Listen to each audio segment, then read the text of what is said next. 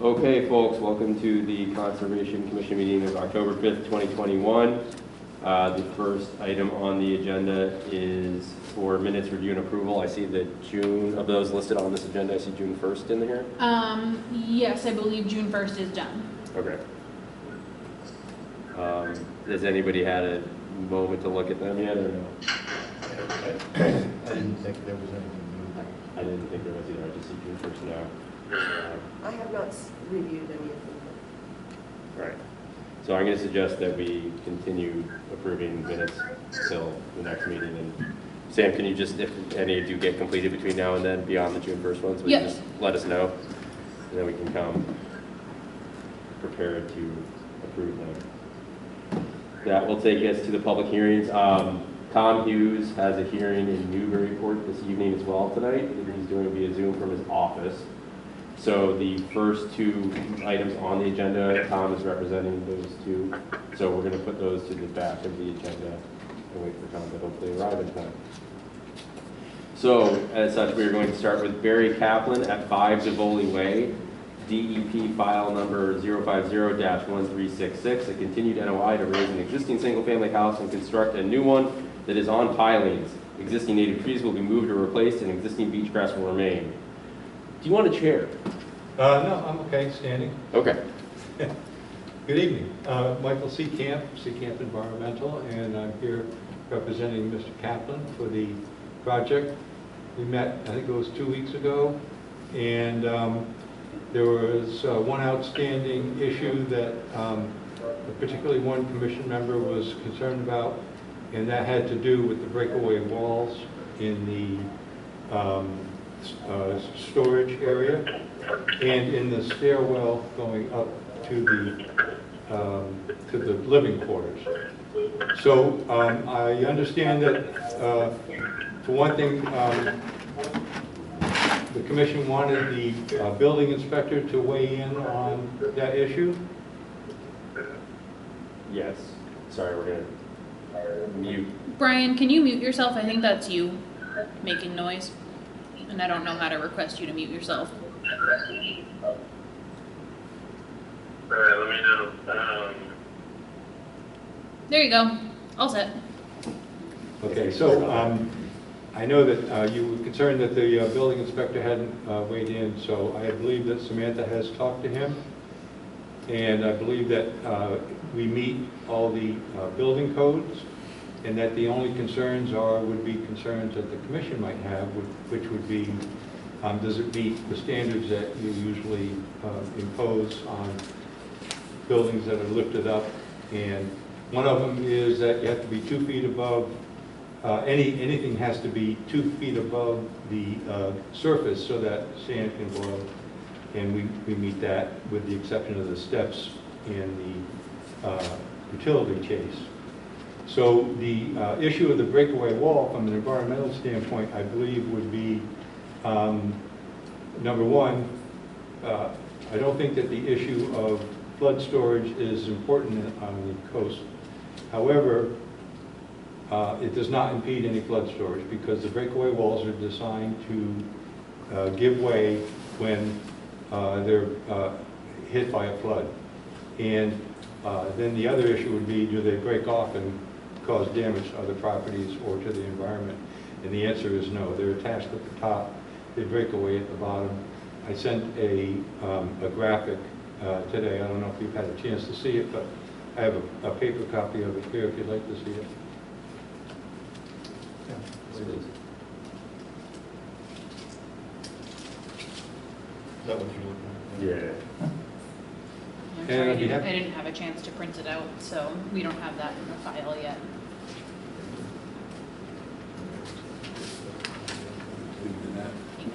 Do you need this one back? No. Okay. No. So be happy to answer any questions that you might have. So there were some other things that we didn't get to. Is there any fuel storage shown? What's propane tank? Any HVAC? Is it elevated? Any, what else? Mechanical equipment. No mechanical equipment. We have not shown I do not believe that the propane storage is shown on here. But I have to assume that there will be propane. That's, usually on the plan in some fashion.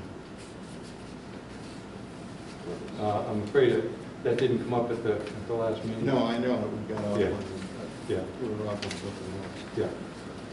There's a utility chase, right, for the utilities? There is a utility chase. Yeah. It's 4x4, I believe.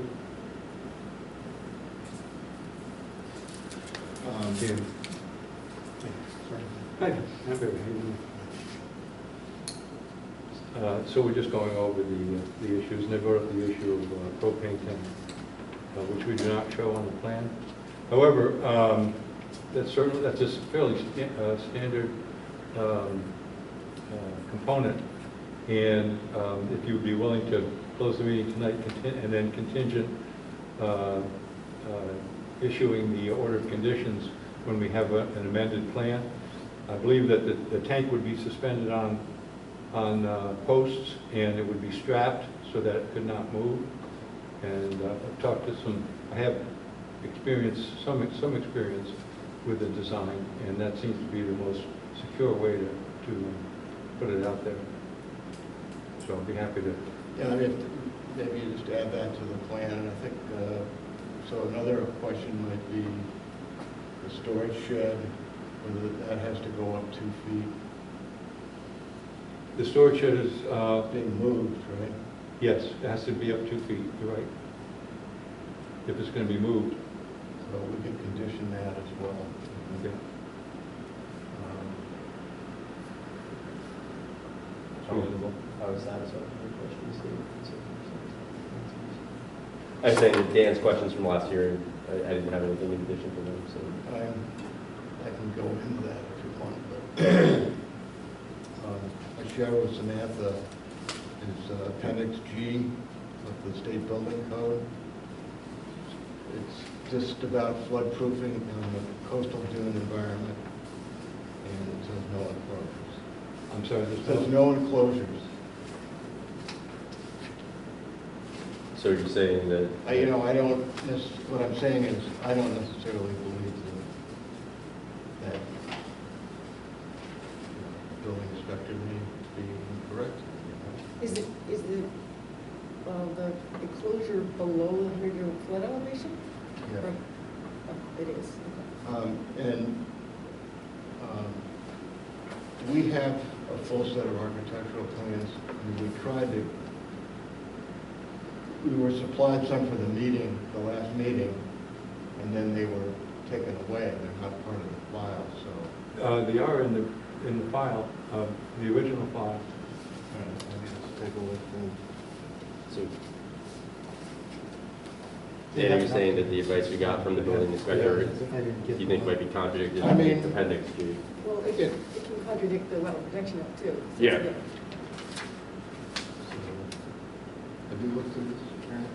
I did get the digital copy, 'cause I wasn't at the last meeting, so I missed this discussion, but I did see this, and it looks to me like the wall is above the flood elevation. Is that not the case? Elevation 11 is where the breakaway starts. Oh, the 13 is the flood level, okay. Yeah.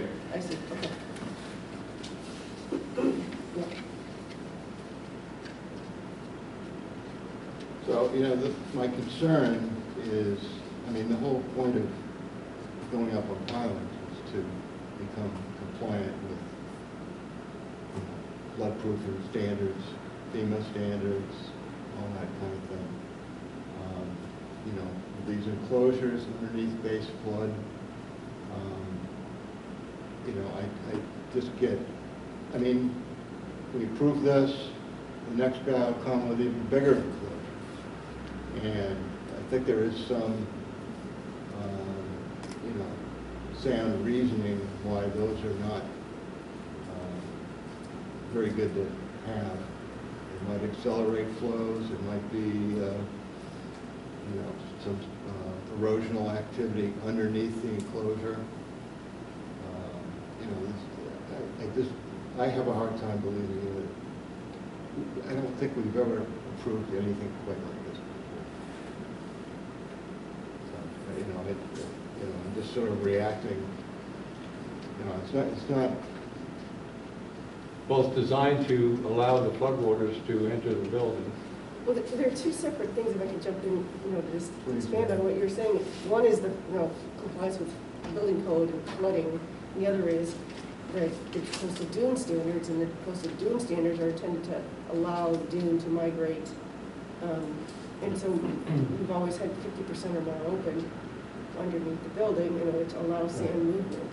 So it needs to meet, that needs that. maintain that all the way to the 100-year flood elevation. Do you have any? 2 feet. The other 2 feet, yeah. So that hardy board, that 2 feet of hardy board doesn't allow for that, correct? I don't know. Doesn't appear to be. There's 2 feet clear underneath any of the siding or this enclosure that we're talking Right, about. and then there's another 2 feet until you get to the flood level. So right now, mean grade is at 9.6. The breakaway, bottom of the breakaway is at 11, and the flood elevation is at 13. So you have 2 feet that is continuing to act as a barrier for movement of floodwaters and Well, sand. that's the purpose of the breakaway walls. But it doesn't address the sand movement, so it's, But the sand needs 2 feet, isn't that correct? there's not a number for the sand. It's just we've always made, it was always 50% open, wasn't it? So then what is the number? It should be to the flood elevation, to 2 feet all the way above. to the elevation 11. That's the lowest, 13. that's the requirement to the lowest support movement, to the bottom of the lowest support movement, 2 feet above the flood elevation. Is there a That's floor? two in this? different things, right. There's a floor in this enclosure, correct? Correct. And that said, it doesn't really, I haven't seen anything that says breakaway walls, it says breakaway floor. Unless it's appeared somewhere else in the application. Yeah, it's going to be a breakaway wall, a breakaway floor, and I'll see how that's going to do it. So maybe it might be helpful to look at this. So the concern is getting from this 11 to 13, and you have pretty much a solid wall. Yeah, I understand, right, Yeah. yeah. So that's. But the wall is going to be designed to break away in case of a flood. The hardy board itself is going to break away? Yes. That's not hardy board, it's, I think that this describes it as hardy board, I think in the description. It says hardy board Siding. right there, and that's within that 2 foot, so that's Yeah, concrete. I don't know if it makes a difference, it's probably not even gonna be hardy board, that hasn't been determined.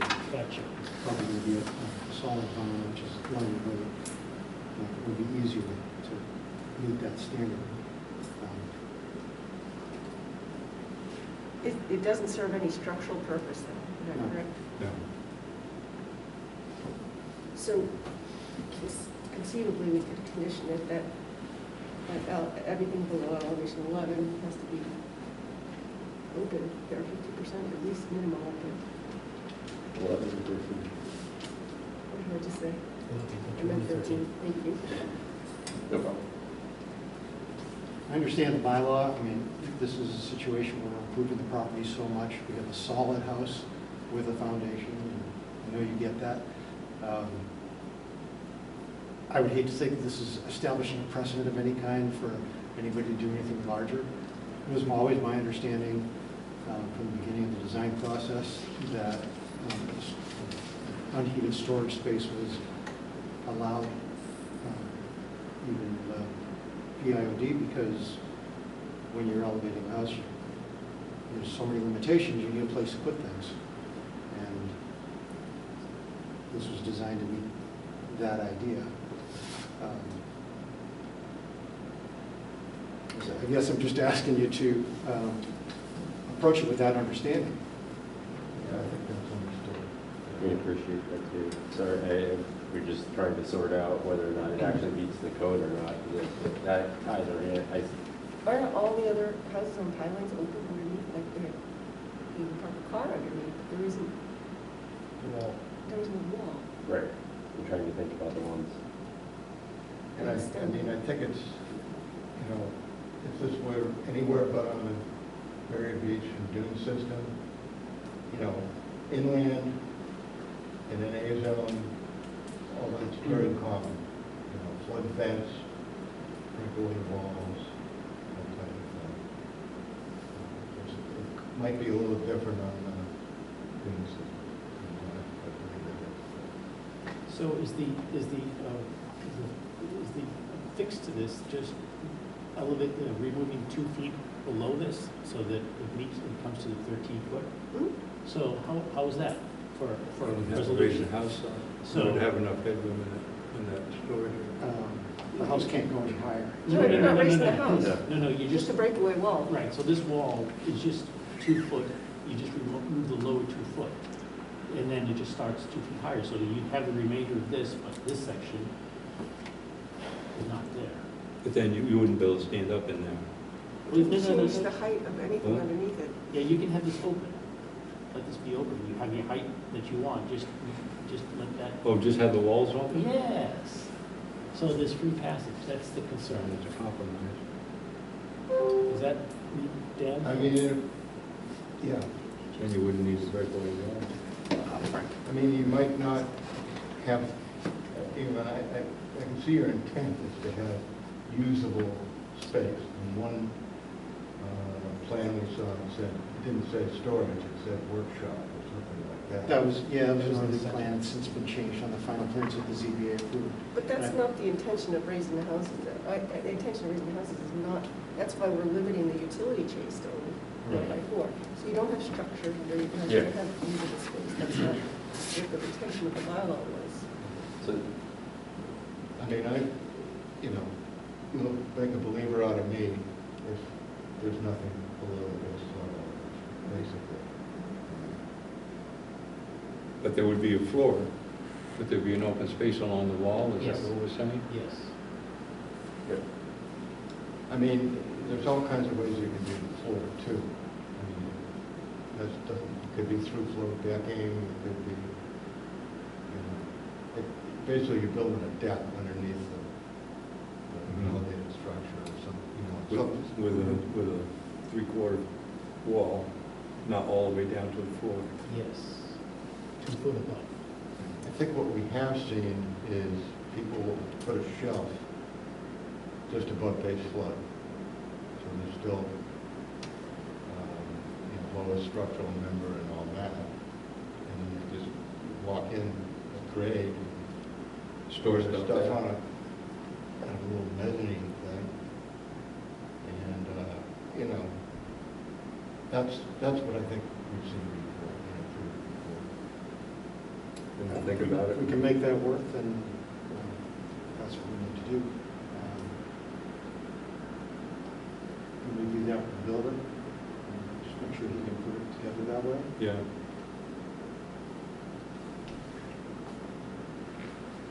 My only other concern is that it's part of the entry to the house. You can't have a cold space when you're right up in the house. So I'm not sure how Kind to of seal missed that. the lower, right? you're saying it as part of the enclosed entryway, so that, Yeah, I mean, it's it's- holding into the house. With what we have in the file, it's kind of hard to do. Yeah. Where's the Because there enclosed are entryway other right here? sectional views, that explain what Yes, that, yes. how that entryway works. Okay, so this one would be a solid entryway, with walls on both sides? Right. Well, only on the left, I think, because the right side is open to the garage. Yeah, this might give you a better idea what it looks like. There's the utility chase and the stairway would be inside the building, and then you walk up here, and then when you get in here, it's like a hallway. And you go up the stairs, and then you turn, you come up the stairs to the first floor. And presumably, since there's a pass door into that storage space, it's at the same level. So, I'm just. Right, it starts out at the bottom of this wall, which would be at elevation 11. So that's where the stairs would start. The upper. I mean, that's where the landing would start Right. from the stairs, right? and then it would be enclosed from there up. Which would be just, it would be, I don't have the lateral view, but it would be just a couple of feet before you're above the flood elevation. Is it 31 foot? Is the maximum roof height 31 foot? 35. You're right at 35 and It's not like the whole house is like that, just this little Right, area. it's just, right, and it's like this, and then the wall goes up, but it's only a half of that space because of the angle. So we're gonna have to allow the entrance to be below. We might want to continue and have Well, I think you can have stairs down, but this, there is still, Yeah, having a room down here is defeats the purpose of having it open. Yeah, I think that's where we're at. Yeah. And you don't have to take off the big right away to enclose the stairwell. And for a long time, we didn't have any enclosed stairwells, so I think we've improved some of them, and we've gotten kind of comfortable with the idea that, you know, you open a door, you come into an enclosed space, but oftentimes the back of those stairs there's it's open, nothing. right, it's open. There's nothing. Right, Yeah, so it wouldn't be, it would only be half the space of the footprint from the aerial view. And I, you know, I think half our problem here is it's kind of hard to visualize. It's pretty complicated the way, you know, the way it's designed. Are you discussing what kind of units there? Are they being concrete buildings? Go through that. We have to go through that? So we're probably looking for a continuance so we can work on the plan, but we want to be sure that we understand what it is that you need on that plan. And it sounds to me like that this might work if the wall only goes down to the flood elevation. Correct. The floor can be below that, it can be at 11, where it is now. Well, floor can be below the wall? Like, so that they're gonna have walls that get onto 13, and then it's either gonna be 50% covered or open between 13 and 11. The floor is It'll still just gonna be open to the elements. I see, okay, yeah, as bottom- long as it's. The bottom 2 feet, yeah, the bottom 2 feet. And then you want you want us to show where the propane storage is going to be. If you can, that would be great. Yeah. And make a note in the plans about attachment. About what? About, like you said, make sure that it's noted in the plans that it will be, or in the narrative or the plans that it will be attached by a steel cable. Yes. Like you said. Yeah, yeah. And then the other thing is, we can go ahead with the enclosed stairwell.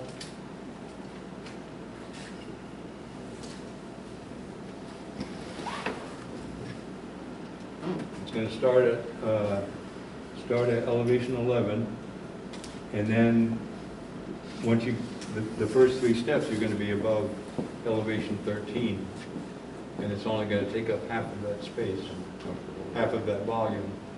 Yeah, the only thing I can't quite visualize is, we're looking at this elevation here. And you're going up a few steps. Then you Well, got- yeah, you still have to, yeah, You you got a still, door, and I just have the door at grade, walk into wherever the staircase is. well, then there would be even more Fully enclosed enclosed, space yeah. below the Yeah, front but we're, elevation. you know, I'm just, the smaller the footprint that you can create, I think the more comfortable it would be. And that would be Well, you have to get from the front to the the grade back. up to the door. I think So what I'm saying is that's not going to be enclosed. If this That's, was. those white ones, that's not going to be open. enclosed. It gets enclosed when you get up here. And then you're still gonna have the long platform going back. No, the platform is under the building. The steps So start this- within the building. this These door is- the steps start within the building. Here's the edge of the building, here's the steps up, and then you get to the platform, and then we go down. I think, you know, if there's a long flat thing before the actual stairs, I think it would be good if that was avoided. So You know what I'm immediately, saying? so you want, so Come what in, you're saying maybe- is maybe from you've got the door, you want to immediately go up the 4-foot stairs? A 4-foot landing at the bottom of the stairs. Yeah. You got the door, 4-foot landing, you do your stairs, try to keep the backside open, not, you know, like, not enclosed all the way out to the building perimeter. Oh, no, it wouldn't be, even this plan isn't enclosed all the way out, but I see what you're saying. You just want to have a 4-foot landing, I mean, you know, and then the stairs up, and then you turn and then you go up. I'm just telling you what I would be comfortable with. And, Yeah. some other people here probably might. But we want to get it right for Well, the next You meeting. know, it's about trying to minimize your Yeah. impacts. And there is one other issue we should talk about too. Okay. What is it? The concrete footings. Oh, yeah. We did talk about that last time as well. And, you know, if you elevate a pile, typically, you gotta have a very good reason to use some concrete footings. We've seen some of those used under the deck. You know, if you're building a low deck, doesn't make much sense to bunch of piles in there, but, So the concrete footings are going to be below grade? it's just, they're not. The DEP hasn't been allowing them in some cases. They're We've seen piles under the deal. driven steel piles is what. Just driven steel piles? So in this particular, I don't know where these shaded ones end up, probably on the other side. On the other But, side, yeah. This just looks, Spread footings. I mean, you're gonna have a big You have to steel excavate for platform those. here, why not just weld some stuff on, and get rid of those posts, and get rid of the concrete? Is there some purpose to those, posts on the stairs? That is the architect's design, so I can certainly review that with them. You know, I mean, it's, you know, my understanding is concrete footings are, They don't corrode? none of them do. It's, but you can, you know, you can make a case that you have to have it for some Or reason. different installation for concrete, like you have to excavate and heat Yeah. it with versus driven piles. It just makes, it's just. That's one why of the everything's things on that different spread- piles, is to try and get away from the Bases. The excavation. thing is this is a lot of work. Significantly relocated a lot, I think, right? Taking out a foundation, Yeah, so they're excavating a lot anyway. Yep. it's gonna be pretty long. That's Yeah. All of which is an improvement. Yeah, where is there? Can I ask a quick question about the propane? I don't want to hold a lot of people up here, but right now the house is heated with propane, hot water. That's going to be converted to all electric. If I do have any propane, it would be for a small purpose, like an electric fireplace, that would be maybe cooking. Is there a limitation on the size of the tank to satisfy certain requirements? That'll be portable. That most likely would be a 20-gallon tank. Yeah, you know, I we've mean- seen, Yeah. we've seen, you know, a couple of, like, 250, or, you know, I don't know what size, but they're individual, they're not the big submarine, you know?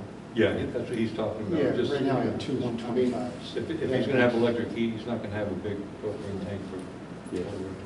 so we won't have to add that. But this, I think what we typically see in plans is this, everything where you're gonna be putting pad, you know, something of that nature, just so we know it's there, we can kind of gauge the amount of impact. Anything over 20-pound tank, you probably want to see some type of attachment method. This- That's just a safety issue, because Okay. it starts floating away in flood. Of course. Yeah. Yeah, this would be something like for a barbecue grill or something. Well, that's what I'm saying, if it's a 20-pounder, then it's Yeah. a 20-pounder. If it's more than that, Even the larger ones, you know, 100, a couple hundreds, or. You want that shown? I've seen ones that, you know, they're like this big, two of them. Yeah. Might be 200 gallons. It doesn't sound like that's something. Yeah, I mean, I'm not worried about the propane, it's just.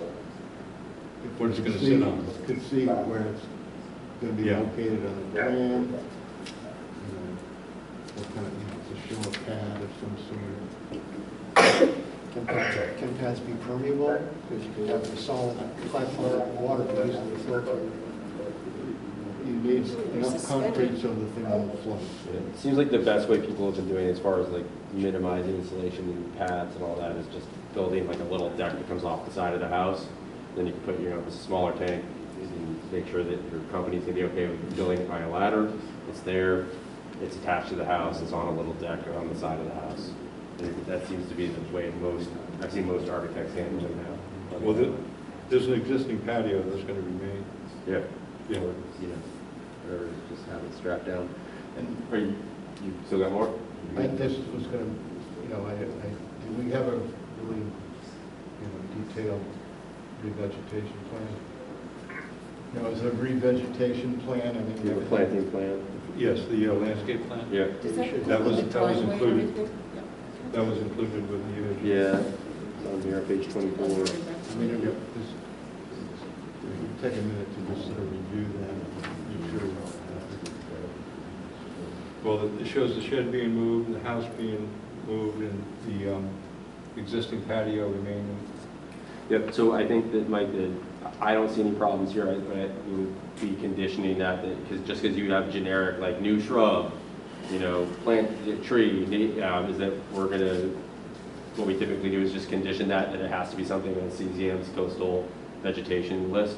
Right. Yeah. So that'd be Yeah. the way we typically do that. So one of the other state agencies puts out a whole list of native plants that grow on coastal dunes. Yeah. So there's a lot of really attractive plants, great plants that are going to do well, be hardy, survive for you out there. If you talk to a landscaper, they may just try and tell you something that's going to die next year anyways, because they're not going to be happy out there. Yeah. So this is, drawing from that list will be appropriate. It'll work well for you. It'll be good for what's out there. So that's the way we typically, if you're fine with that, then that's the way we. Whatever we can leave that's existing, we're going to leave, and then we're going to enhance it.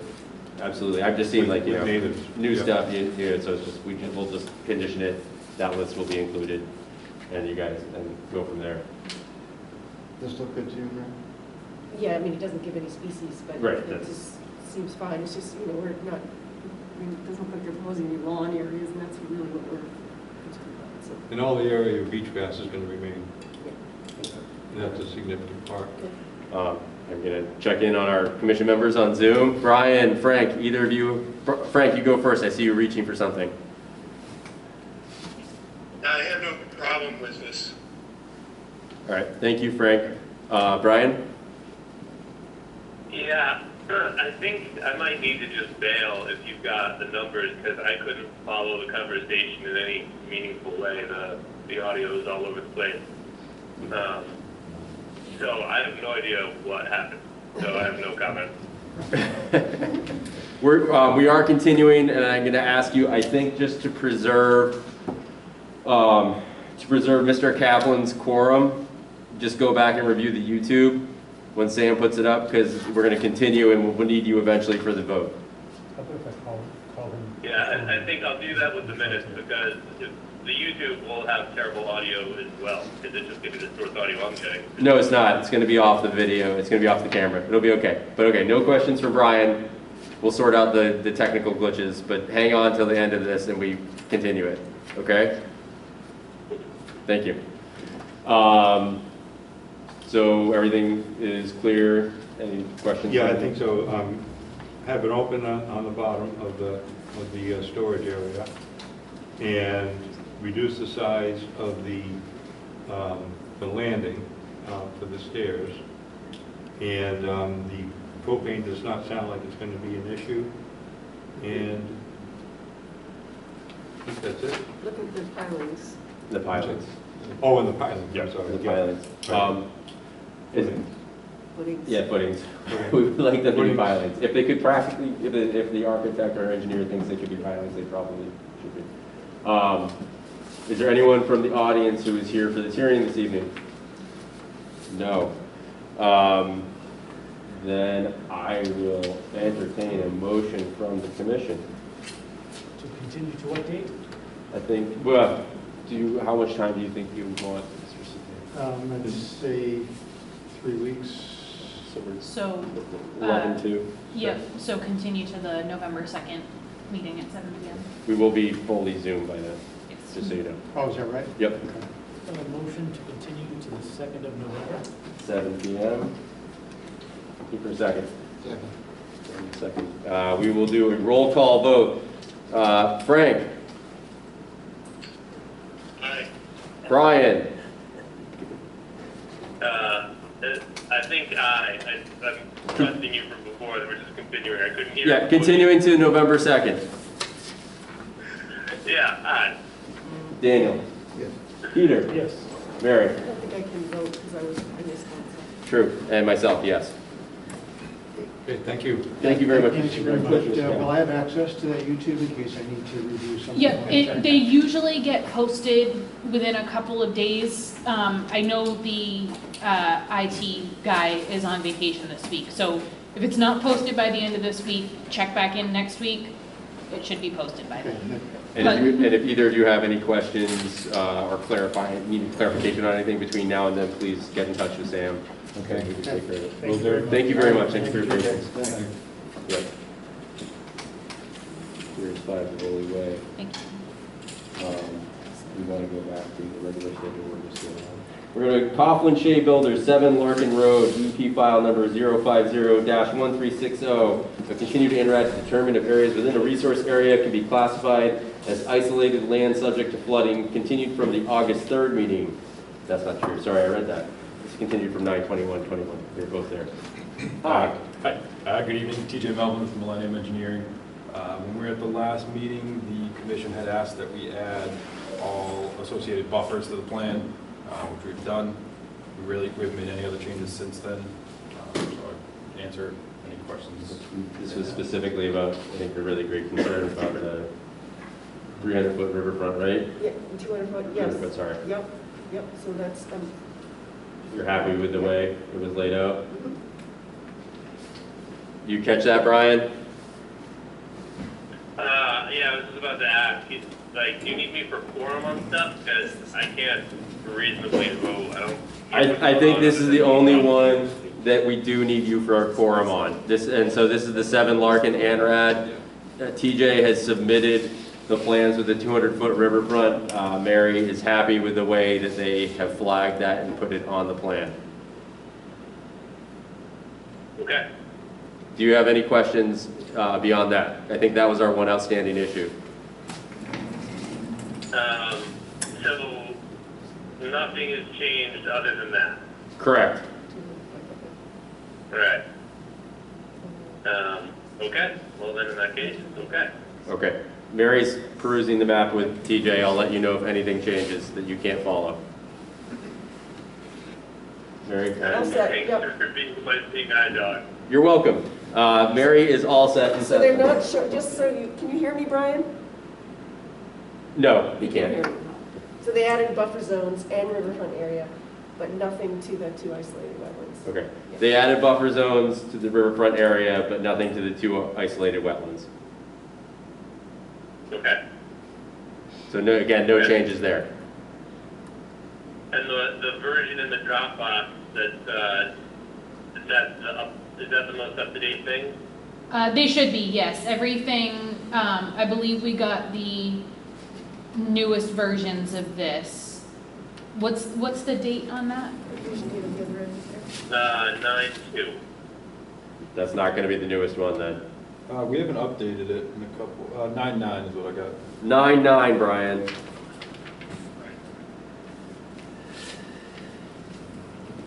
Yep, and that's in there. It's the Rev Exist Conditions Plan 9921 is the file name.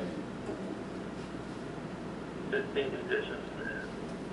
You want the It's Rev. uploaded to the ANRAD on the Dropbox I'm looking at for So- 7 Larkin. If you go to Oh, wait, there Conscom. we go, below me. Yeah, I was in the wrong folder. All right. Yep.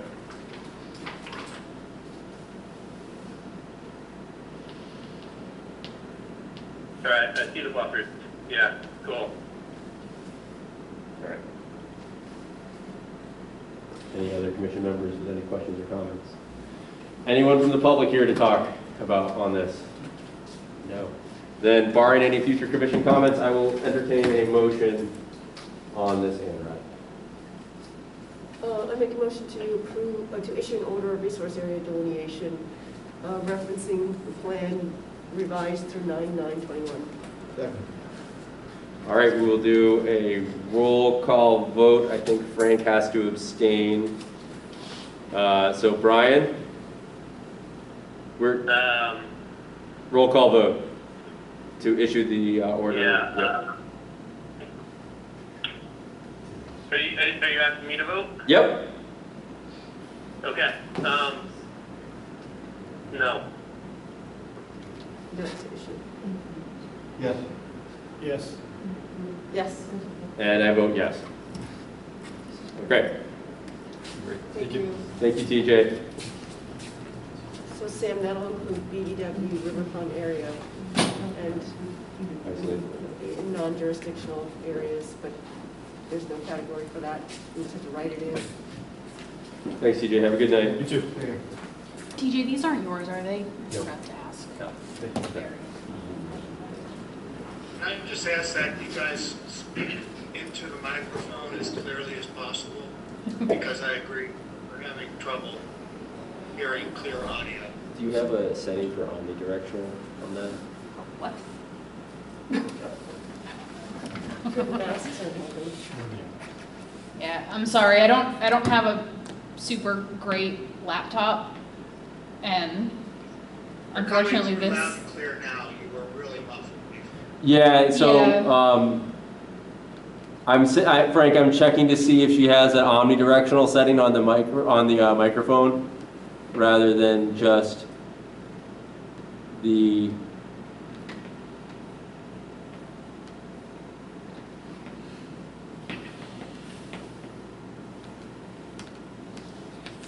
most of the laptops now you can switch between, like, whether it's listening right in front of it or listening all over.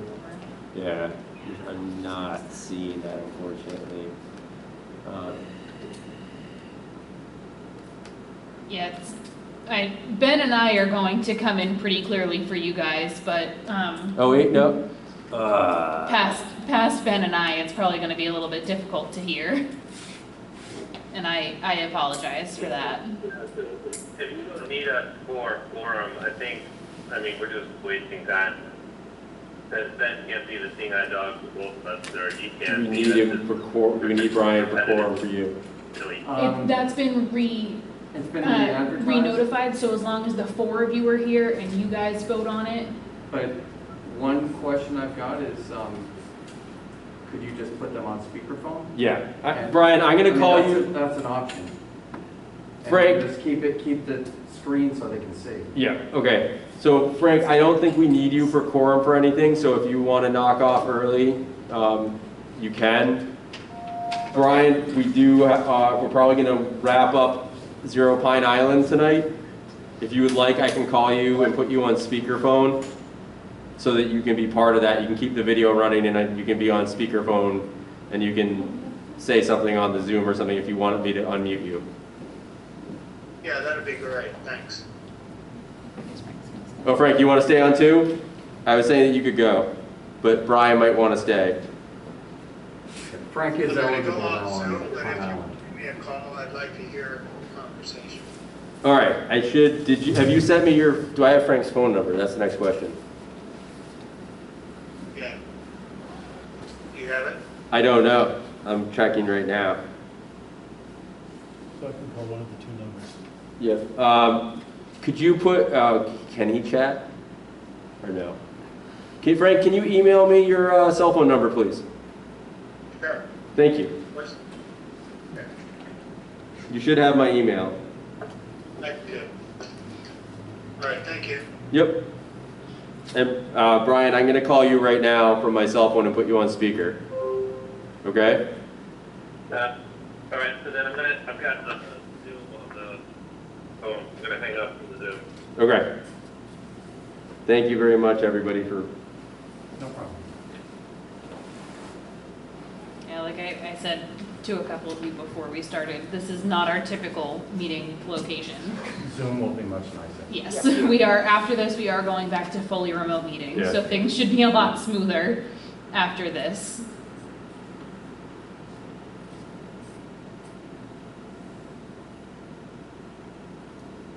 All right, you there? Cool. Okay. All right. Not the Zoom, the echo is epic. Okay. So if you'll just mute yourself, and if you want to speak, you can unmute yourself. Not on the Zoom, but on my phone, on our phone conversation. I feel like he's muted himself on the phone conversation because I can't hear him now. You want to call Frank? Yep, I'm waiting. I'm going to refresh my email right now. Brian, did you mute yourself on the phone? I have not seen an email from Frank yet. Because we can't hear you on the phone or on the Zoom now. We can't hear you anywhere. I can Nope. do that, but I just go into my own Zoom. Kind of weird. If he turns down the Zoom volume. Yeah, just, Yeah, turn up. Does it help now that we're muted over here? No, I just turned off my audio on the computer. It's fine. Yeah. It's late. Everything's gonna be fine. Am I correct, the RDA is next? Before I start setting up. I was trying to, if we had to struggle through something, I was going to try and get you to do 0 Pine Island. But yeah, we can just go with that. Well, I mean, 0 Pine Island is, yeah, I can take it. Proof of the legal land. Thank you. Important enough. I'm just waiting for an email from Frank.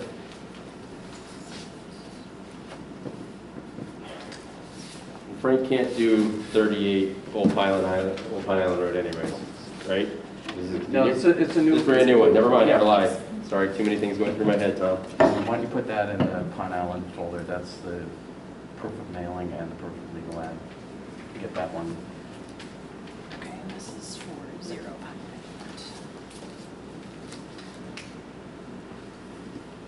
Can start to take care of all the administrative stuff now. Thank you. He might be having a hard time remembering my last name, so I'm sending Frank an email.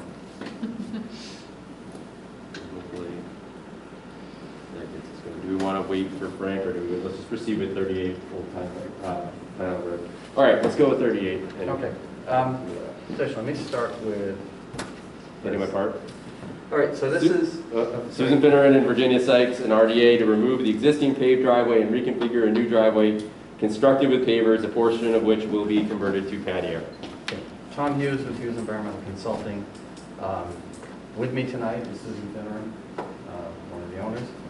And this is all about reconfiguring the driveway to make it so that you can actually turn into the garage and have a driveway that you can turn around in as well.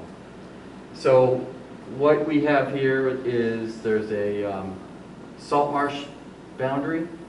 A little bit of freshwater fringe, but let's just call it salt marsh boundary here. 25-foot, 50-foot limit of work is outside the 50-foot. And basically, we reconfigure the driveway. There's going to be a paver section here, a paver section here.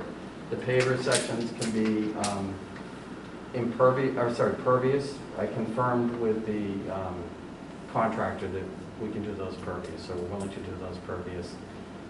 The in-between section was intended to be repaved. Susan is willing, if it helps, to make that pervious as well. I think the original concept of having that pavement was because when wheels are turning on pervious structures, not quite as good, but I think with pervious pavers, it's certainly not as bad as with a pervious pavement. That popcorn structure just doesn't hold up with turning wheels. So we would definitely be willing to make that pervious, because that does bring us closer to the marsh, but we're still in the outer buffer zone.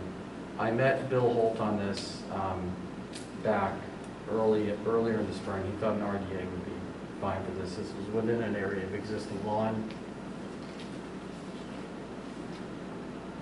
Here are some pictures. This is the type of paver that is proposed. It's a type of paver that can be done both as pervious or impervious. It's the existing site. Basically, you've got the garage, but you don't have a lot of width of driveway there. So to maneuver in with a truck, I think would probably be impossible. With a smaller vehicle, you can do it. But you can actually see in my 2019 aerial, and I don't choose the date this is taken, there's a car right here on the lot, right? So currently the driveway's not functioning. we're trying to get something that will function better. So you can see painted on the pavement was the layout done by the landscape designer. That's what I picked up with the GPS, which is what's shown on that 2019 aerial, is the overall footprint. You can see the area is basically lawn right down to marsh. And I did not print this plan on a full size because it's illegible when you blow this up anymore. It just pixelates so much. But you can see what's going on. You've got a paver apron, and this driveway reconfiguration. So we can convert, exempt basically lawn to patio. This is not much different, especially if we go with this outer section here, any new extension towards the marsh in that area being pervious paver. Then really the only additional encroachment towards the marsh, which is really pretty minor, is kind of it. There's a bend right here so basically there's a little bit of pavement that would be going right in that lawn area, but it'd be really pretty minor. So with that, we'd ask for a negative, and we're happy to accept a condition that the turnaround section opposite the garage be done with pervious pavers. Any questions? Brian, do you have any questions on this? No. Seems pretty straightforward. Dan? No. Pete? Mary? Very straightforward, just a couple quick things. What is your erosion control boundary, what is it going to consist of? I just show erosion control. It's a really flat area. So It's something, real- a wattle or something like that? I was just thinking a wattle would be Yeah, fine. I think so. You'd have to try to make a mess of the marsh on this site. It's pretty far away. But, but as a limit of work, just to keep contractors from going further, I think. Okay. And there is ACEC that goes through there, is that shown on this plan? ACEC is not shown, it's elevation based. It cuts through the property, then I don't think it comes into your work area at all. Yeah, I mean, it might come in a little bit in this area, but the work in the ACEC is not changing the characteristic or the function of the ACEC, so. In that area. So with that, I don't have any other comments.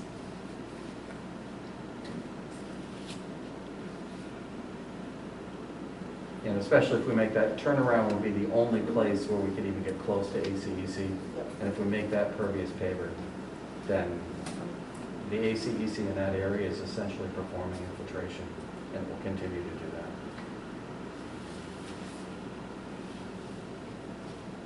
I'm thinking about snow plows, but it was really worth bringing. Yeah, I think, thank you for bringing up pervious pavers. I think that was probably the only thing that any of us were going to talk about, because I'll bump out towards the marsh. Actually, I've got one quick question. Yeah, that's a big one. But, Yep. on the 6 set of images that we've got on the submission and on the aerial overhead, it looks like there's a tree that's really close to that turnaround.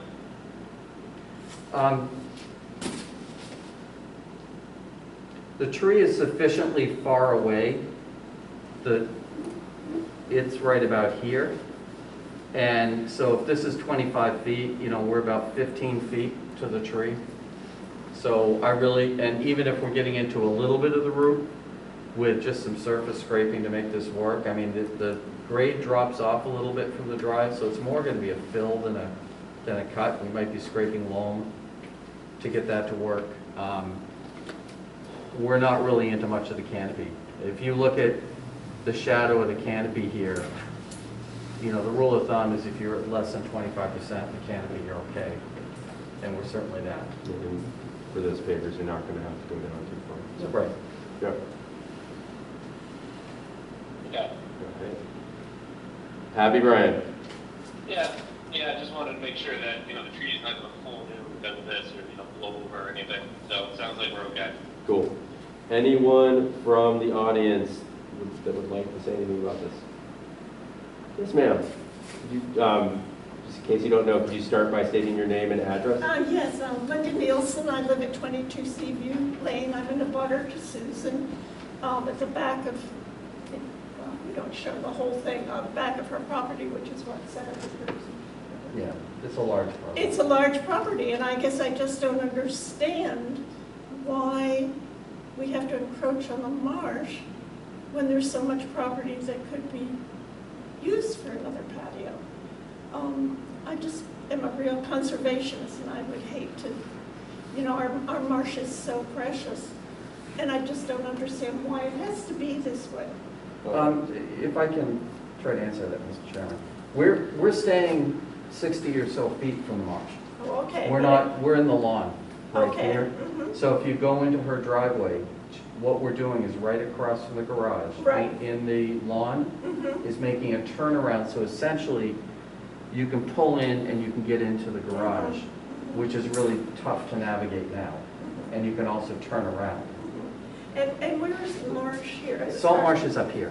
It's way up there. It's- And I think this if- orange line, we're not going past that. That's our limit of work. There won't even be equipment past that line. Okay. And I think importantly to your question, ma'am, the patio is actually going to be where existing driveway is. So Right. she's not taking any of the space between her home and the marsh for patio. Right. So that's going to be in the existing driveway. So, Yeah, I understand that Yeah. part. yeah. So why did she have to come before you guys if, Because she's within a 100-foot buffer of the oh, marsh. 100 foot? Okay, Yeah. I just needed to understand. Oh, no problem at all. Yeah, no, that's why we're here. Yeah, okay. and we are also in the floodplain. Yeah. You know, Yes, you so- are, and I know right, that, and- you know, and it's so- coming up. So with these guys, it's closer, it's more like horseshoes, right? If you're close, you have to file. Yeah, Not- okay. You don't have to get a ringer to file. You have to be close to get in the door. No, but I mean, if the sea level keeps coming up, and I know it's low Yeah. here, Not a rain. That's what I've been doing all this time. it could wash it away. Right. Yeah. Right, but that's true of the entire property, Yeah, is, okay. is a fairly low piece of property. And what we're doing doesn't change anything except quality of life. Okay. What is the distance of the bump out, 10 feet or something like that? It's 14 feet. 14 feet. Yeah. It's enough to be able to turn a car in of any reasonable size. Okay, thank you. Nope. No problem. Thank you for coming. I think then, barring any other concerns from the commission, I would entertain a motion. I make a motion to issue a negative determination of applicability with the special condition that the bump out and the apron both be impervious. Be pervious. Yeah, Pervious. Yeah. We're happy to make them impervious if you want. But. No, impervious. Yeah, for impervious pavers, I will add on the condition that, since in your narrative, erosion control was not specified, or Yeah. was. Well, no, well, it's shown on the, plan. It's shown, but you didn't specify what you were going to do. right, if you want to basically say And that. Eric, you want to specify the erosion control type, or just leave it? Okay. No, never mind. All right, so we have Mary's motion, unaltered. All right, Brian, Aye. Daniel, Yes. Peter, Yes. Mary, Yes. myself, yes. Thank you very much. Thank you, Tom. Thank you very Thank you, much. ma'am. Enjoy your new driveway. Thank you very much.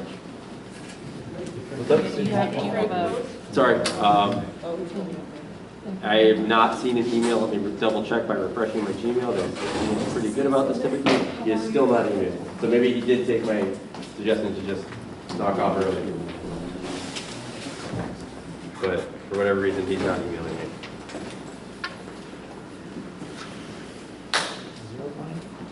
We are now going to do, yes, 0 Pine Island Road. So we have David Manti, 0 Pine Island Road, Lot 5, DEP number 050-1330, and NOI to construct a dock pier, / pier, ramp, and floating dock within Salt Marsh Resource Area and ACEC. Mr. Hughes. Thank you. Tom Hughes, Hughes Environmental Consulting, here with David Manti. Some of you have seen this project for a long time. Some of you have seen it for a long time, but you joined the commission later. What we did at the last hearing is we offered to essentially re-advertise the hearing so we could represent it and just get everybody eligible. Because I was trying to track quorum and the town is missing a bunch of minutes. So I wanted to make sure that we have an appropriate quorum. So I'm going to represent the project. Happy to answer any questions. If there's something that you think is important that was in prior hearings, you should probably re-ask the question to get it in the record. And you know, there's no new DEP file number. The DEP process is continuous. The hearing process is continuous, but we have to re-enter things into the record now as part of re-advertising. Because I know this doesn't happen that much, but when you get turnover on a board and a long project, it does happen.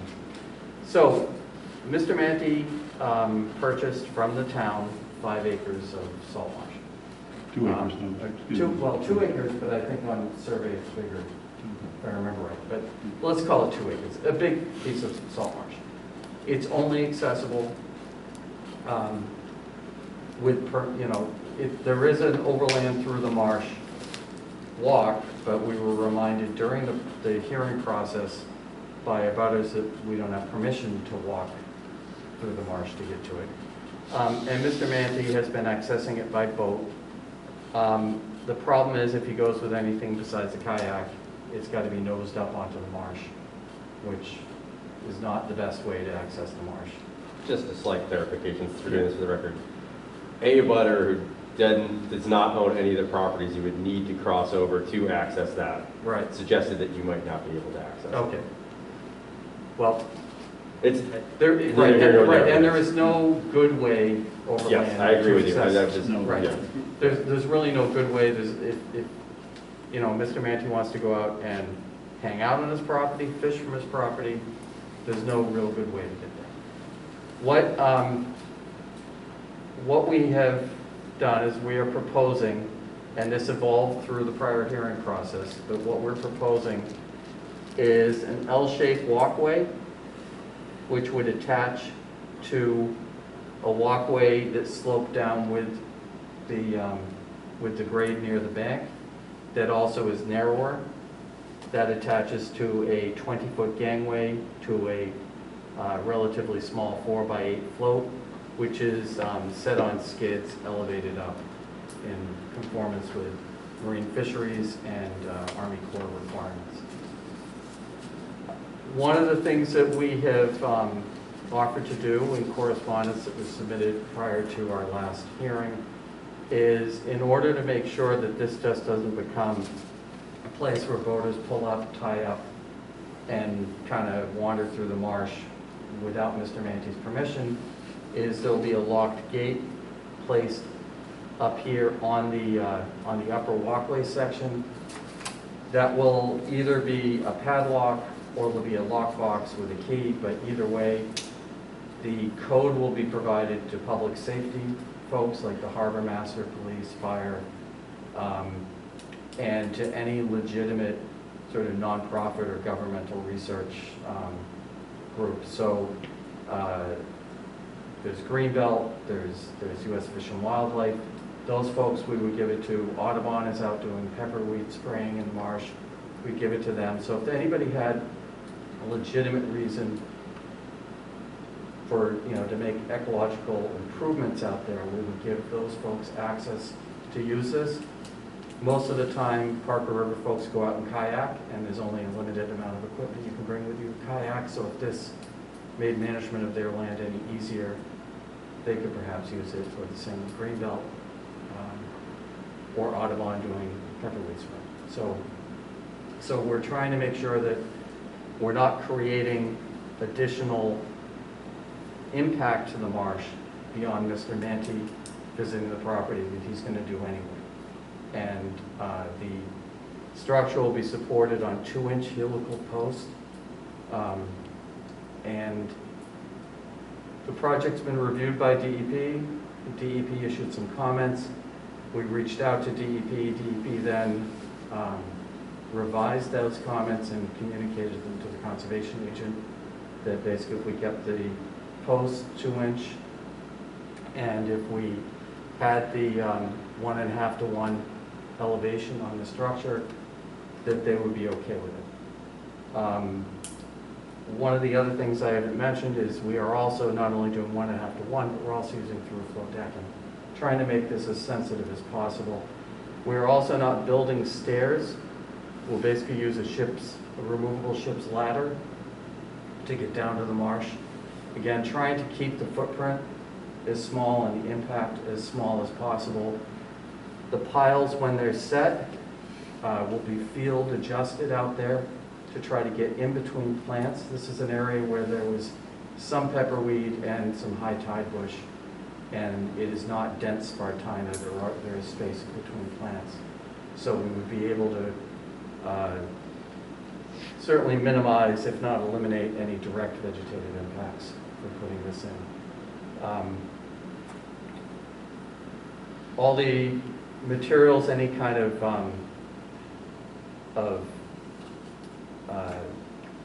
equipment is all going to be hand operated. If we use a power auger, that would all be fueled prior to coming on site. Any refueling done on a boat, not done on the marsh.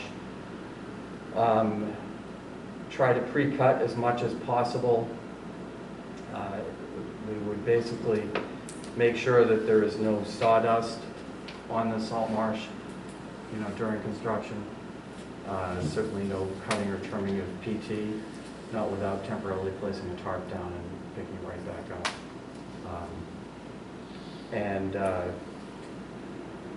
So again, what we tried to do is meet the BMPs for a seasonal dock and try to exceed them and try to have this be as sensitive as possible given the nature of the site. The walkway is L-shaped because of the 2-inch helical posts that we're using. We wanted to make sure that we had a little bit of rigidity to the structure, which is why we have the L shape. We are in the ACEC, we're in the floodplain, we're in the salt marsh, certainly a jurisdictional area. And we've tried to recognize the sensitivity and try to keep this so that it has less impact than Mr. Manti visiting the site and nosing in a powerboat on top of the marsh, and trying to make it as sensitive as possible, or as least impactful and as sensitive as possible to the resource areas that are present. And I really don't know how much more we could do to make this less impactful than our design. We do have DEP saying that they're okay with it at this point, and that has been communicated to the town. So, with that, I'd be happy to answer any questions. Thank you, Tom. Yeah. Brian, you want to start off? Do you have anything? Well, in the spirit of repeating ourselves and going over things again, Tom, could you just get into what's going to happen in extreme weather, whether it be ice, flood, lightning, etc.? What's the risk of this thing becoming a hazard and breaking loose and damaging the marsh or something else? Would it be road, bridge, home, or? Yeah, sure. So first of all, it's a fairly small profile. The risk is there for any dock that gets permitted to be damaged by ice or what have you. In terms of a flooding event, we have through flow decking, which if you take a look at videos, and I know some of you guys have seen this stuff in action, but there's some videos from down south where it's used in these dock structures that are real tight to the water, and you actually see waves coming through the through flow, and you don't even see a change in the waveform. So there's very little uplift. So the chance of a flood impacting this structure is much smaller than if we were to use a more solid decking surface. It's designed to be able to withstand the elements. And if it's damaged, things like the through flow decking comes in panels and is just basically a Phillips head out, Phillips head in, and put back. So again, I think it's more resilient than a lot of dock structures that are out there, but nothing is going to be perfect short of building something that I don't think is permanent. I mean, if we wanted to go out and drive in some wooden piles or whatever, I could probably build something to be far more resilient, but we don't want to do that. Okay, thank you. And then in the spirit of new questions, I didn't ask you this in the last process. Did you find any inspiration of similar work going on in the marsh within some recent time frame? Well, so the design, it's a better design than what we did on a project in Gloucester. But in Gloucester, we did one, it was a dock that replaced an old dock, but all that was left of the old dock was a couple posts. And there was some wear to the marsh from the continual walking out to a float. We put in 200 feet of through-flow decking, elevated about 3 feet above the marsh, so it was 1-to-1, and the marsh came back 100% under that structure. So I'm very confident on the marsh's ability to rebound under here. At the Newburyport Yacht Club in Newburyport, we put through-flow decking to replace an old metal braided decking, and we have, at the same time, it was an area covered with Phragmites. We started a Phragmites cutting program at the right time of the year. And we're now going to have Spartina, and we've got sedges, and we've got other stuff coming in there.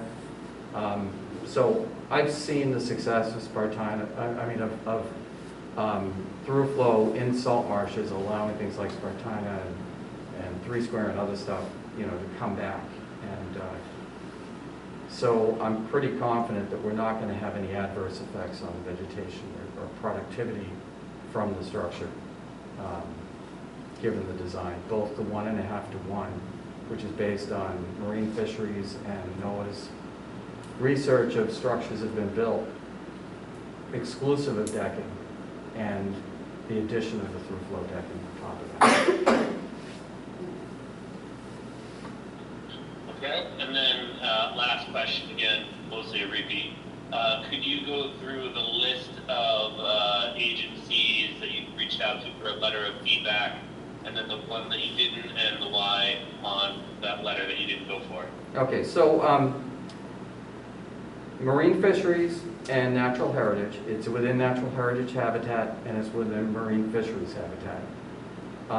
Both were provided copies and both issued comment letters. That's required in the regulations to reach out to those folks. So, it's right on the Wetland Protection Act form. It was sent and we got those letters. Marine fisheries had comments, they were all incorporated into the design. Natural heritage issued a no-take letter. There was a request at the last hearing, and it's been mentioned previously, about reaching out and getting sign-off from CZM. It's kind of twofold. CZM is not a regulatory body, they're an advisory body. And it's a matter of timing, between last meeting and now, not having a lot of time to reach out and figure out who at CZM you reach out to. But on top of it, there's nothing in the Wetland Protection Act regulations that says that you have to send it to CZM or seek input from CZM. And with the Army Corps, it qualifies for a self-verification, and that doesn't require a CCM consult.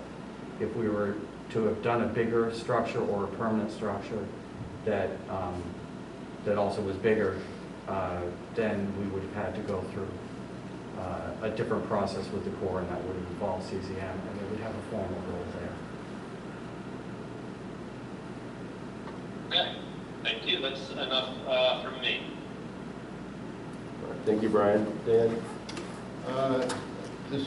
We talked about these are probably conditions about storage off-site. Right. That we probably will just do that with a condition that the removal of the gangway and the float will be stored elsewhere. Right. Yeah. Yep. And this, I don't think we've talked about this before, but it might be a concern where if the owner of Mr. Mandy or some subsequent owner, the thing sort of abandoned, no 10A permit is taken out. You know, somebody loses interest and just walks away, what happens then? So I guess what I would suggest would be, there would be a condition that says, in the event the harbor master denies a 10A permit, or the owner does not seek a 10A permit and is unable to then get a 10A permit. You know, like, there's got to be some language that we can come up with something that basically says it shall be removed within so many days. And then there can also be a notification of that condition to any subsequent owners prior to transfer or at transfer of the property, to make sure it's explicit that any issues, and we would be happy to include the access restrictions to be limited to the owner and their direct guests, as opposed to, you know, having it wide open for people to go in the marsh. And as well as, and I do think it's important, if we are going to have a structure in the marsh like this, that we do allow the, you know, the folks who have a legitimate purpose out in the marsh, allow them to use it. You know, I think that that's a good idea to have a condition like you're suggesting, Tom. I know that, I think the most previous one that we have permitted is putting out the float, not a tenant. So, Yeah. as of this year, yeah. Right, and again, we talked about it previously, and just so I can convey, we did commit to the gangway and the floats being removed. You know, so that would, we certainly are amenable to that. That's the 10A, it has to be removed. Yeah, no, I mean, but it's not going to be stored in the Yeah. marsh. It's not going to be stored up on the structure.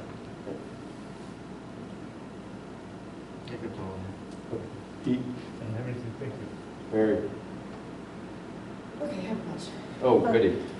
So, first of all, you said DEP was okay with it, and I'm not sure how you have determined that, other than they don't have any more comments.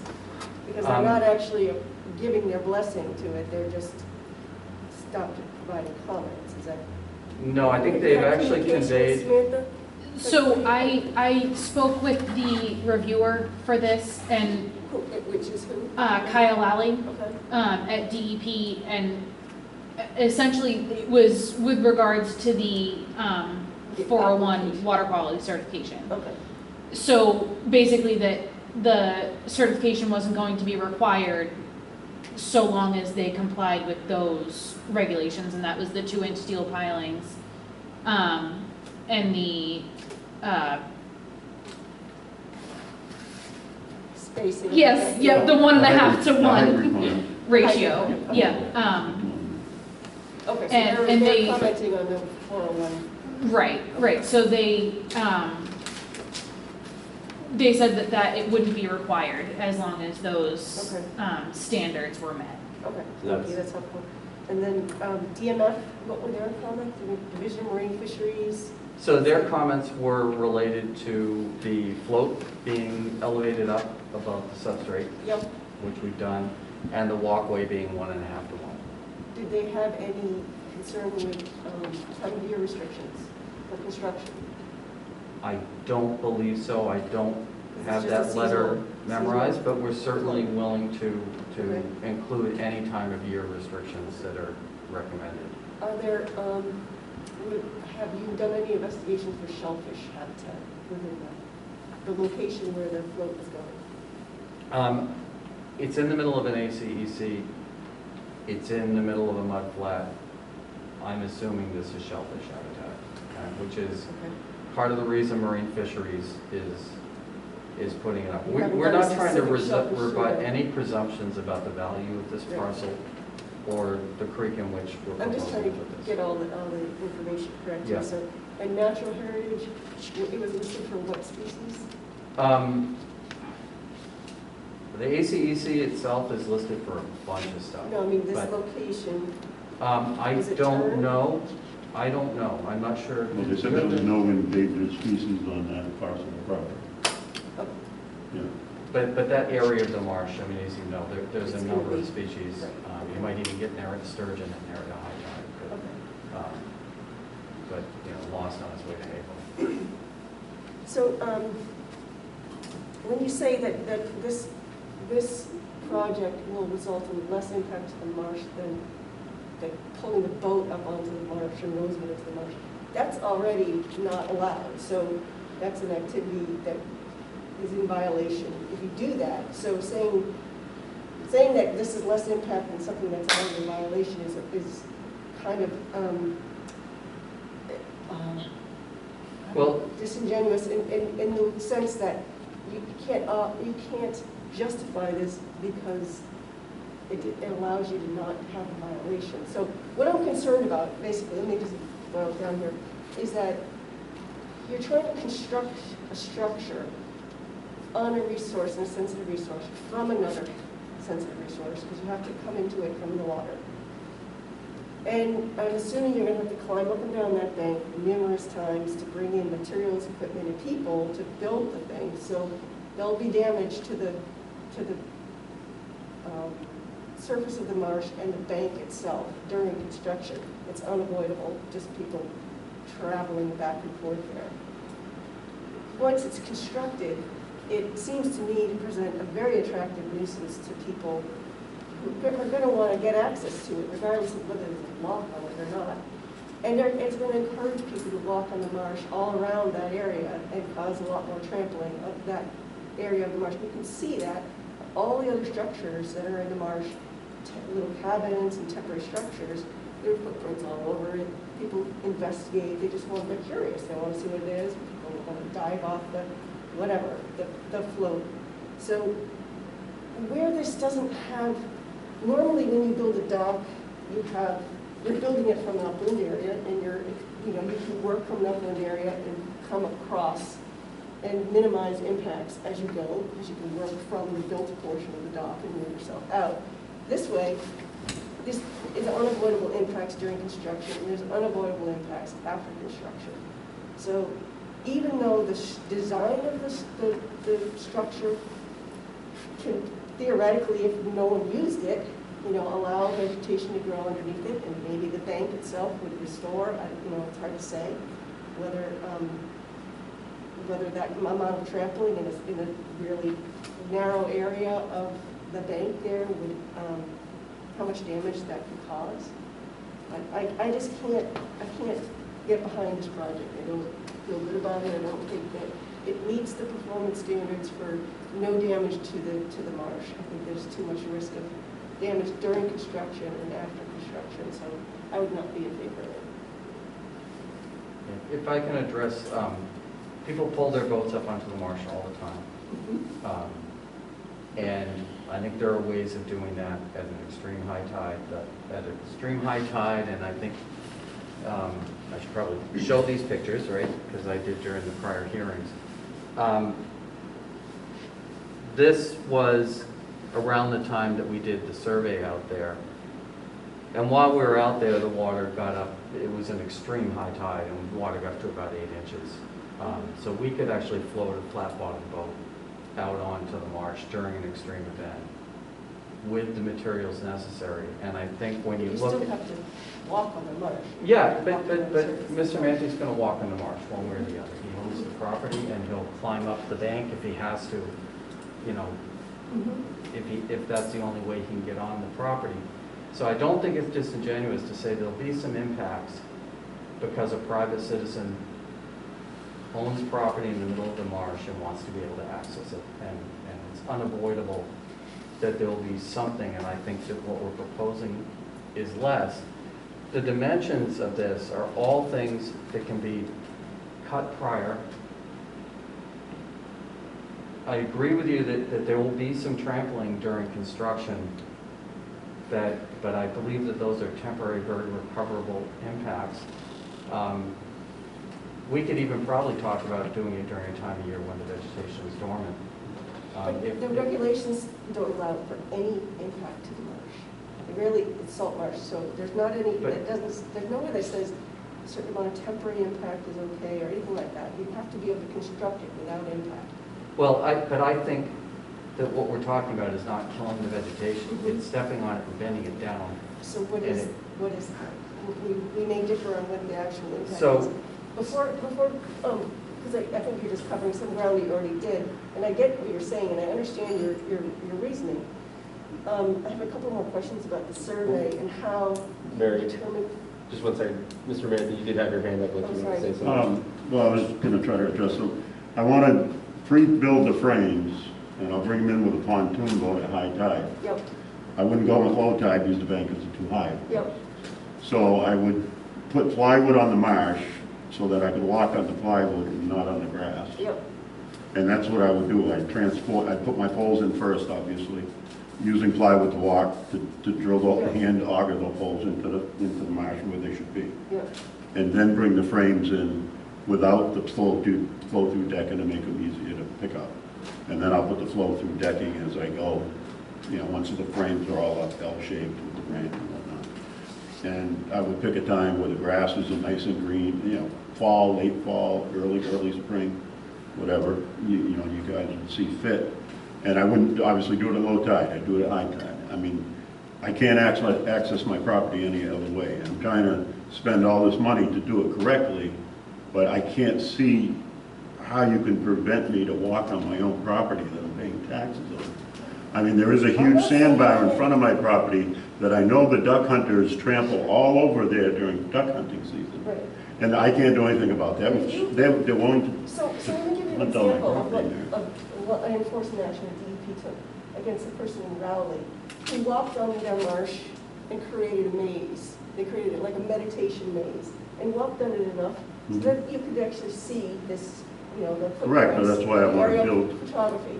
So it was a concentrated area of foot traffic. And that resulted in enforcement action and requirement for a restoration plan, and she was no longer able to continue to walk in that portion of her marsh, to do that activity. So you are allowed to access your property only to the extent that you're not damaging it under the Wetland Protection Act. So how you do that is up to us to decide what's an impact and what is not. So you're telling me I'm not allowed to walk on my property? That's not what I just said. No. I said if you continue to walk on the property and it causes damage to the resource that we're here to protect. Well, that's why I'd like to then try to you're in build this dock violation. and I would stay up So on the it's catwalk. how much you do. So that's the crux of what we're getting at is how you do this without creating an impact. And I understand why you want to do it. It's just up to us to decide if that actually meets the regulations, which are extremely strict when it has to do with salt marsh. And when you add ACEC into the mix, it makes it even stricter. There's a no impact standard. So we have to determine if there is no impact to the marsh at all. I think, Mr. Manthey, I see where you're going, when you're saying, well, you can't walk. I don't think Mary's trying to say you can't walk. She's just offering that as a thing where something as simple as walking ended up creating what would be under the WPA impact. It's not just saying that you can't walk. And she's saying at the same time that she feels like the plans presented are an impact as defined under the WPA. Is that So if fair? you always get summary? off that dock and you walk in the same direction, it's going to eventually Well, damage the vegetation. It sounds like you think that the dock itself and the construction of the dock is an impact. I believe that it is, and I have one more question about the survey and how green high water was determined. Right. Because I know that's going to be an influence in what other permits you need to get. Yeah. So can you tell me how you, Yeah, sure. So the, you can see a bunch of spot grades. So RTK GPS established control points at several locations on the marsh. We went out there at an extreme high tide, set up land-based instruments tied into the RTK GPS. so did you use a USGS bench or did you? No, but the RTK GPS is extremely accurate, within a tenth of a foot. What is it Surveys- used for a vertical datum? 88. Okay. So the GPS, and especially when you're in a location like this, I mean, it was showing 3/100ths of accuracy. You can't, when you're looking at RTK GPS, it says 3/100ths. That's plus or minus a centimeter, but it's still pretty tight. And several benchmarks were done, and they were tied in to make sure that there was no error in the GPS reading, and that several GPS readings were taken. What was the elevation that you chose for green high water? 4.1, I believe. And what was that based on? It's based on tidal datum, observation conditions on site were consistent with that. you can kind of see, when we were out there, the water was encroaching in on us, and again, it was not quite a king tide, but it was, I think, over 10, like 10 point something. It was a very high tide. The nearest spot grades we could get were in here, and the water started coming in. We had about 3 inches of water. We then took that, and we took some very detailed 2014 LiDAR data, and we confirmed its accuracy with respect to the spot grades we had, and it lined right up. And that was used to determine the extent of mean high beyond where our spots are. And it was very consistent with what we had for spots. So did that line up with vegetation, like that Spartina ultimiflora? Yeah. So there's Spartina ultimiflora on the bank and above the bank in that location?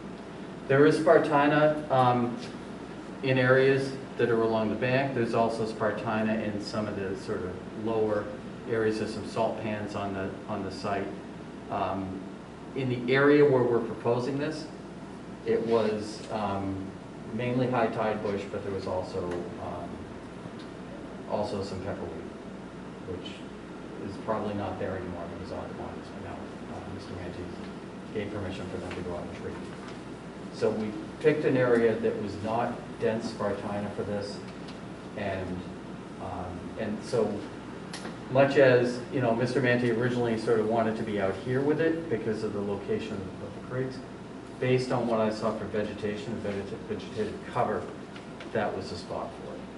Do you have any photos? What's Are that? there photos available? So, the photos that I got, and unfortunately they are not, so this is the bank, and I'm trying to, basically we're looking in that area, I believe, right here. On that, and I'm trying to look. We did field work on 2 different days.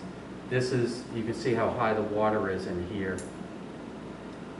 I'm trying to orient myself. I think the area is right in here. You can see the salt pan in the back here, and the area is kind of right there. So do you have a sense for what the width is of that, the ultimiflora band that we're looking at? It's narrower in that location. It's maybe 7 feet. So you're intending to span that entirely with your period Yeah, stop before yeah. that? And the profile, we basically end, that would be kind of in this area. And we end our structure before that in the area that's about, I think, 4.3. And then this gangway would then span that. That's all I have to do. And the other thing with regard to the maze and the repeated trampling that was sort of intentional damage to the marsh, we're trying to do everything to avoid any damage to the marsh. And one of the things we certainly could do would be to construct this in a way that left a couple different locations for putting that ladder down. So at the very end, so Mr. Manti could do it in a different spot, and it could, just be sort of more random about where he steps down at the end. So, I mean, we could try to do that so there wasn't one regular spot where you're going down. The idea is that ladder, would be chained to the structure so nobody, who did somehow get past that takes it, but it basically would be left up, up high when it's not in use.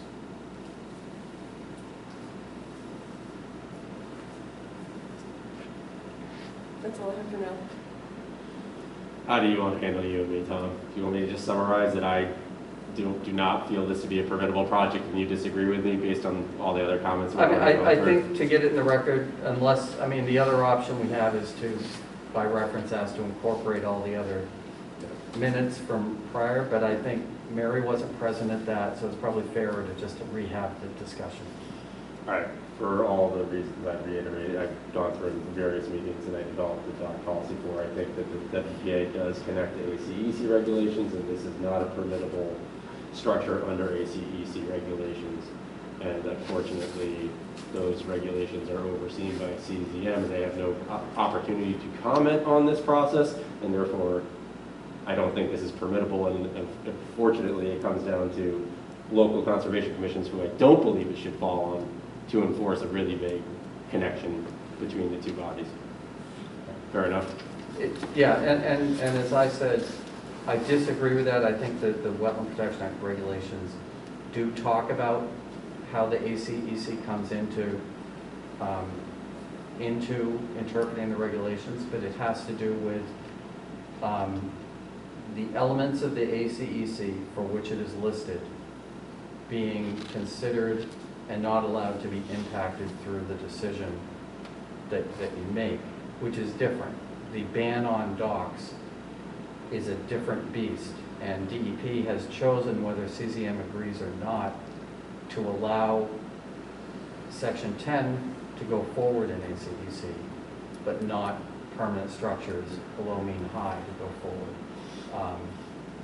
The Wetland Protection Act authority for you guys, the bylaw doesn't apply in this location in its current form, and the Wetland Protection Act authority is delegated to you by DEP.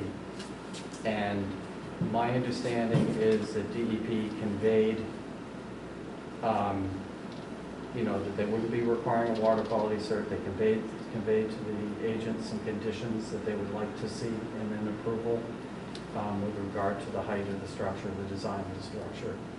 And so the agency that's delegating this authority has indicated that they're now at least satisfied to the extent that they need to be, that the project complies with the performance standards. And we're trying to do everything we can to allow Mr. Mantee to access the property in a way that not only is convenient, but I think long-term is far less impacting to the salt marsh. Do I wish that this had gone to a nonprofit or to Fish and Wildlife when it went out to bid? Yeah, but that didn't happen. It went to a private individual who's going to be using the property, and we're trying to come up with the most sensitive way, for him to get to his property in a way that doesn't have an impact, and try to turn the fact that it is an egress into the marsh into a positive rather than a negative by restricting access, except to those folks who would be out there to improve the function of the marsh. So. No, when I first purchased this property, I had put my paperwork to Doug Packer, and he had made it sound like it was a doable project, but, he didn't guarantee it, but he didn't make it sound that bad. So that's why I employed Tom and the surveyor, spent thousands of dollars to start this project. But now Doug had left, obviously you guys know, he left the board and Bill came on. So that's what prompted me to, to say I'm going to put this money behind this. And now all of a sudden, I'm getting obviously pushback from different groups and whatnot. I'm trying to figure out, why did the town of Newbury, why didn't they just donate it to Parker River? Why didn't they donate it to Greenbelt? So me and my wife went out there, we looked at the property, thought it was great, so I ended up purchasing the property. And now, apparently, I can't even touch the property, even though there's hundreds of duck hunters can go out there and trample the marsh, if you will, and cause damage to the grass and all that. But I'm not allowed to use 1 square foot of my property to put poles. I got over 87,000 square feet, but I can't use 1 floor tile to build this thing. But duck hunters are allowed to slam their boats into the marsh, climb on the marsh, shoot ducks, do whatever they want, but I can't go on my own property to walk on a dock or sit on the dock of my grandson and go fishing. So I can't fish off my own property, and I can't even access it technically without getting there with a boat. And a dock would be nice to get out onto the property. So let me try to help the conversation, because it's a quandary. It's a quandary, and I feel for your frustration, because you're asking and don't, please do not take offense. You're asking an entity to say it's okay to do this to lead to a behavior that could potentially create an injury to a sensitive area that would then have to be addressed by another entity. So,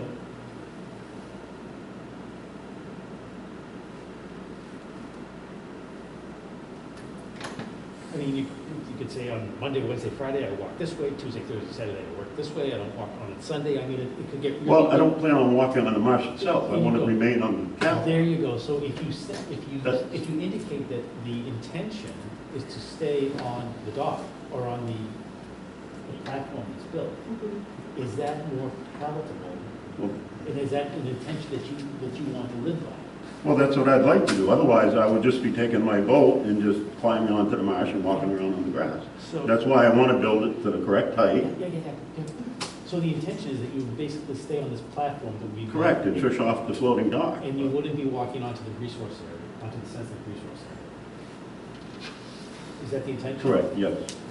But you would want the ability to occasionally walk down there, right? I mean, I don't Yeah, imagine. well, yeah, there could be occasions, but it's not like I'm gonna walk on it 8 hours a day, or So. I may not even get to it for a couple weeks at a Preventing time. access to the marsh, like that isn't, you have access, you have had this property for a while, and I'm sure you've accessed the marsh. So you're actually asking for permission to construct a structure from which to sit on. You already have access to your marsh, nothing's preventing. Right, but it's not getting on the marsh the correct way. I feel like getting on the dock and going up Saying what again. you're asking us to do is permit a structure. Correct. And does the construction of a structure and the use of the structure impact the marsh? That's what I'm having a hard time with, is that I don't think the regulations allow me to say, no, there's no impact from that activity. I'm not saying you can't access your property, and no one's gonna, there's no police that's gonna be out there saying, here's your footprints or whatever. It's a huge area. But you're asking for permission to construct a particular structure. So let me ask the question then. Once the structure is completed, will the marsh be able to recover?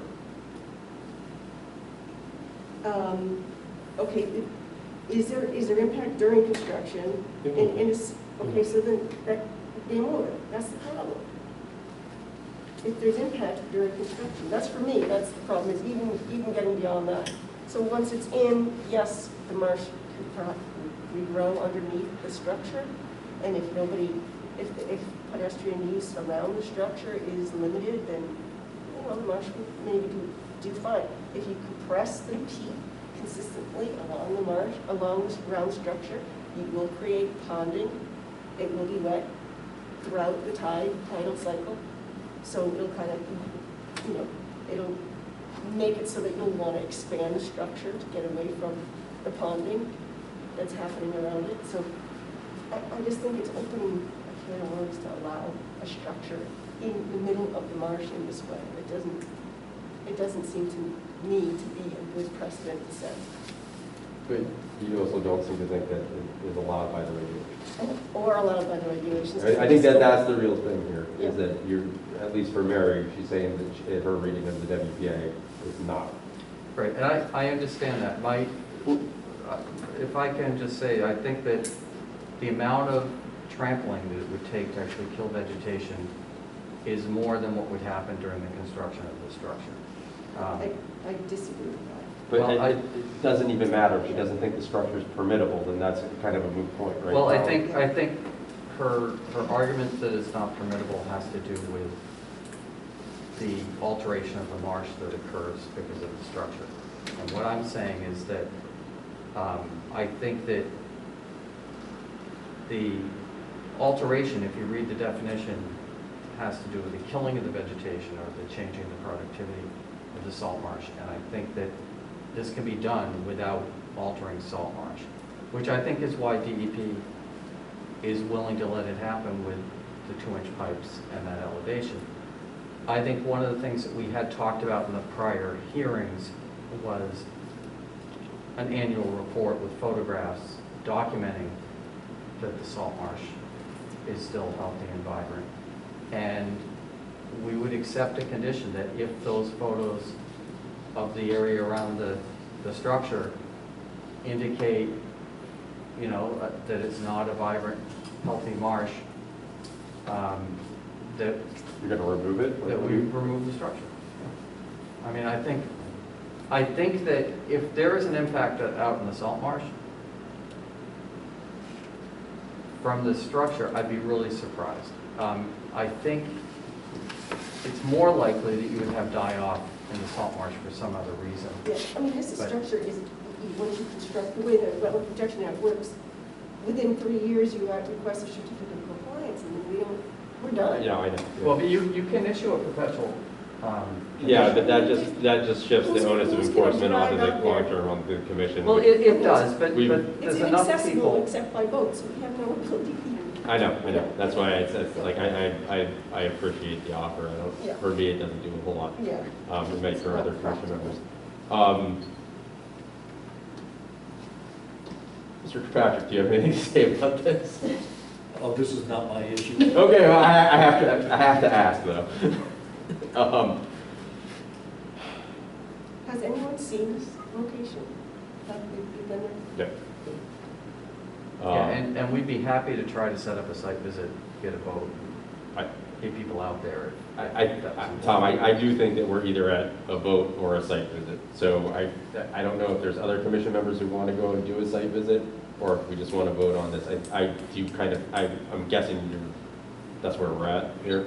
Well, I think so. I mean, if there were updates to the plan folks wanted to see, or additional documentation you wanted to see, then let us know, and we'd be happy to get it to you. If you want us to try to get... 2 commission members saying that if you get a letter from CZM that says it's okay, I will vote yes on it the second that letter comes in. I think Brian said the same, back that up. Yeah, I mean... You're saying. No, your I office understand is that. I didn't have time to even think about calling somebody at CCM, and that is something that I would entertain doing, but I need to find out whether CCM is even willing to put a letter out one way or the other about. They may or may not, yeah. Right, because they don't like to say what the Wetland Protection Act says or doesn't say. They like to give advice to DEP and let DEP then filter what the Wetland They'll Protection Act just says. reiterate the regulations. They'll just give you. I know of at least one case on the Parker River where they did say that they didn't think that was perfect. Yeah, well. So they may or they may not. Right, but in terms of a site visit, I think we can probably arrange a boat. My boat hasn't been in the water all year, but... Well, it's just if people can gain anything from it too. Yes, Mr. Randy? I did try to contact CCM months and months ago, and I know because of COVID, there's problems, people, whatever, and nobody got back to me. I left detailed messages, and nobody got back to me, so I kind of just gave up on the CCM. Okay. Thank you, Mr. Randy. Is Frank on the phone or no? Frank is not. And Brad's not here either? What? Brad isn't? Brad is not here either. I mean, if we could get a boat together, are there commission members who would like to go out and see it? And, I can get the points for the dock loaded into my GPS, so we can actually go right there. And if it made any difference when we were right there, we could look at if there's any place to make a field adjustment and all that, but... My impression, I mean, I've been in that marsh, I think I've probably been right by the place, right by where you're, I mean, I took a 25-foot boat right through there. Yeah, you can, 25-foot boats go by at high tide, bless you. But it's right by the corner there. But if you're at Parker River, the kayak launching ramp right on your right, as soon as you go through, you shoot across Plum Island River, you drift down Plum Island River, and Little Pine Creek is your first river on the right. As soon as you come around the corner, it's that. If you go low tide, there's a sandbar in front of it. There's like a little island, if you will. Yeah, It's right there. I think what I'm going to say is basically just, it's not like there's probably a little better place 10 feet over. It looks like every marsh bank you've ever seen. It's not really specific to that. Yeah, I will say, when I was out there was a clear area where if you are going to do a structure, where it should go, because it was not dense mats of spartina, and it wasn't densely vegetated. It was sort of where you get stands of high tide bush and even pepperweed, you tend to get spacing between the plants and you don't get a lot of other growth. So there was a reasonable place to put poles in, and I think that you could do it without impacting the veg. But I think what, to what Mary's point has been, would apply to any place. Yeah, It's not site site. visits. No, okay, understood. Yeah, Yeah. and I don't want to drag it on, or at least from my perspective, or cost any more money than necessary, because I think I have the information that I need. So, but I'm just one person, so I don't know how the rest of the board is feeling about it. Hey, can I jump in real quick? Absolutely.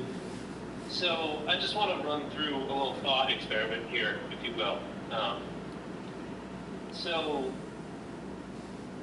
taking all, and generally speaking, I think that spoke well enough for me. If you got that CGM letter, there'd be much less technical reasoning for me to draw on for denial. But that being said, in terms of what the activities that Mr. Manti would be doing out there are, right? Like we talked about fishing off the dock, presumably there would be some sunbathing on the dock, maybe jumping off the dock. And, they're relatively passive activities.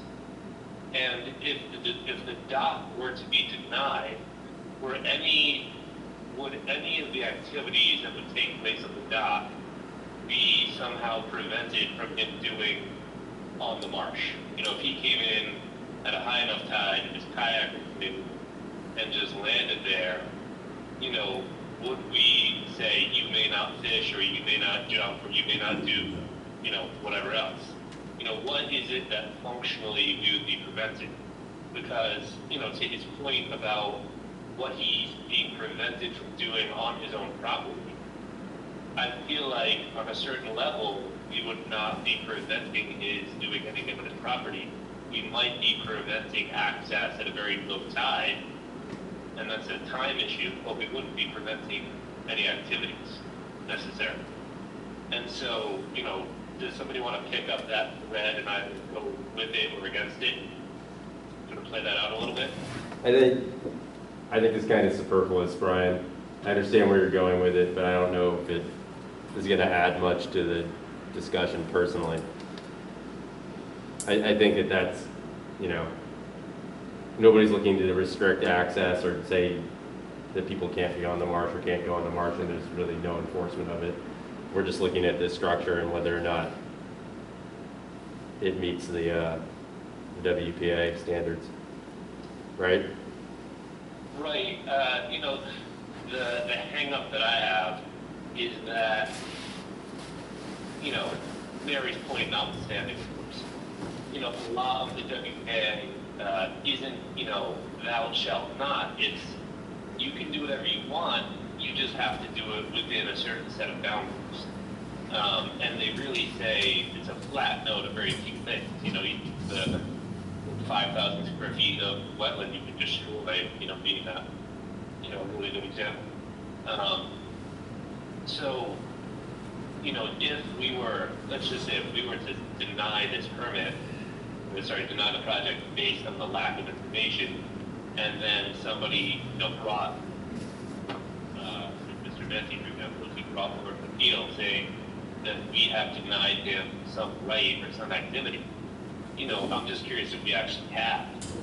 And, we would be restricting the amount of time he can spend out there. But I don't think we would be preventing anything from happening. And I'd just like to sort of, your point, obviously, Ben, I agree with on a certain level. But for the sake of discussion, just curious if anybody else had in mind going in that direction. I just don't know if it matters. Yeah, that's fair.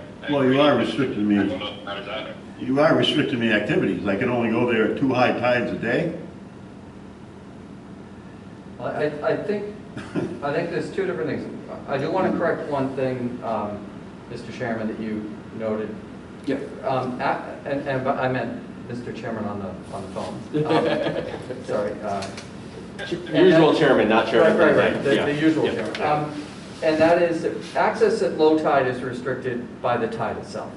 You just can't get anywhere near this at a low tide.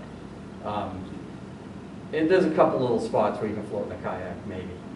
But the other thing is, the access to the marsh will be what it is for everybody else who, whether they own the marsh or not, who accesses marsh in the summer, and that'll be a boat up on the marsh. And that's just the way people access a marsh. And when it's a kayak, it'll be pretty low impact. If it's a power boat, it'll have a little more over the longer term. And if you tell him that he can't bring a boat onto the marsh and he can't build a structure, that's when things get a little bit more complicated and what's restricted and what's not. But the other thing is, without a structure, then the trampling will occur that members are concerned about. Whereas if the structure is there, the trampling doesn't occur. So, you know, I think what may make some sense, if Mr. Manti tried reaching out to CZM, I can follow up with him on who he reached out to. We can try to make another call to CZM and see if we can get some kind of feedback before the next meeting and see if that helps. And if not, then, you know, we just have you guys vote based on what you think, and if we want to appeal it to DEP, if it's, you know, not in favor, then we do that. But, you know, I do think that this is not such a clear black and white, yeah, there's an impact to the marsh from the structure or not. You've got to look at the overall thing. A private party owns this and they're going to use it. And I do think that this environmentally is the least impactful way to go. But I certainly respect the concerns of other members. So with that, I think if my client agrees, what I'd like to do is maybe push this out to the next meeting. If that's possible. Totally. Okay. And Do then, you have a contact at CZM that will call me back? Len, I can send Excuse me. you. yeah, I mean, I think I probably would reach out to Bob. Bory? Yeah, I mean, that's That's my guess. Because they won't respond to the voicemail. But I also need to look at the structure and see, you know, do you want it from the folks at CCM who are in charge of the ACEC? You know, I'm not quite sure how that, I know Bob is director, so he's probably the guy to reach out to. But we can try to follow up with that. Again, I do, you know, somewhat protest that CZM's not in the Wetland Protection Act regulatory structure, but I understand the concerns, and maybe we can get something out of them. You know, and of course the question is what happens if they come back with a letter that says we can't really opine on this because Wetland Protection Act thing, you know, it's not our thing, in which case then we just see where we're at, right? But, Yeah, I think that's been purposeful in saying that if you write a letter, they say they sign off on it. yeah. And I totally. But in this world of regulatory and government As a agencies, government sometimes we end government up- employee who has regulatory responsibility for public trust resources, I understand exactly what you're saying. Right, sometimes you get that deflection letter. And, Yeah, I you know. understand what you're saying. And obviously, your other option is to just take a vote, see where it lands. If you don't like it, take it up to DEP. Yeah, no, I understand that, but I think, You can appeal directly to DEP. right. But I think it's worth at least reaching out. Between the last meeting and now, it's been just, I mean, Mary, you know, it's just absolutely crazy right now. And I barely got the legal notice, and the legal notice you guys took care of, I barely got the abutters stuff out, and it was 3 people, Yeah. okay? Including Mr. Manti. So, Mr. Manti, are you on board with this approach? I guess so.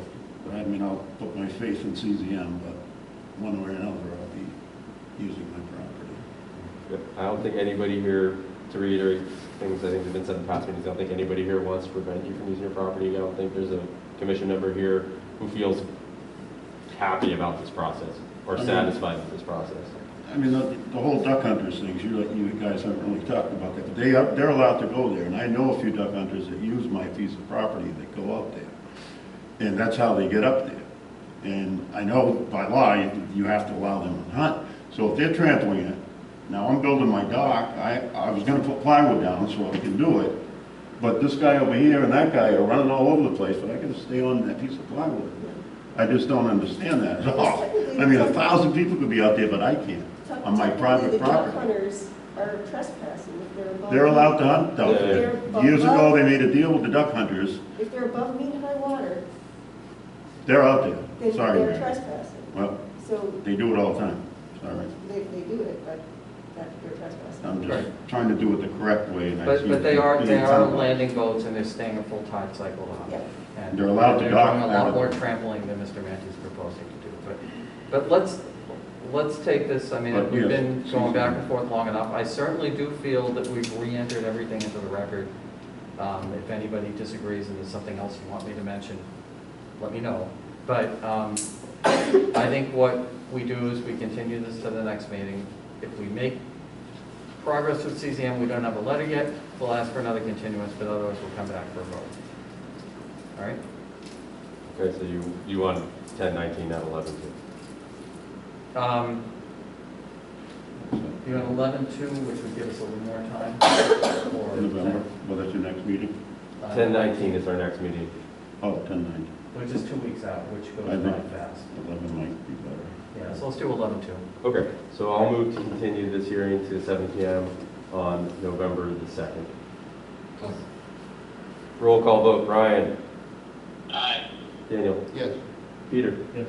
Mary, Yes. myself, yes. Thank you, I do appreciate your time. And then, I think, you know, Just one No, quick question. The two that weren't here, do they have to hear this whole thing again? They have to, if they're gonna act at the next meeting, they would have to watch or listen to the recording. yeah, because they're now active commission members, whereas before they were not. Right. So if they listen to when they come in and say they listen to watch the They would be YouTube, eligible to vote. they would be able to vote. Thank you. You're welcome. And we Thank you, didn't guys. know, we really didn't know who, we Yeah. suspected that you guys were eligible, but it's been so long. I appreciate everything So- you're doing. I completely agree with everything you've said about designing this to have the least possible effect. Like, you guys, you've done all of it. Yeah, I just don't, for the reasons I've iterated and the reasons the mayor's iterated, like, no, and I would be all in favor if the town came up with some policy that from now on, when they want to get rid of land. I that's in will the tell marsh- you right now, for you, Tom, and for you, Mr. Manti, I have made that point to multiple people within town administration and elected town officials. Yep. Like, that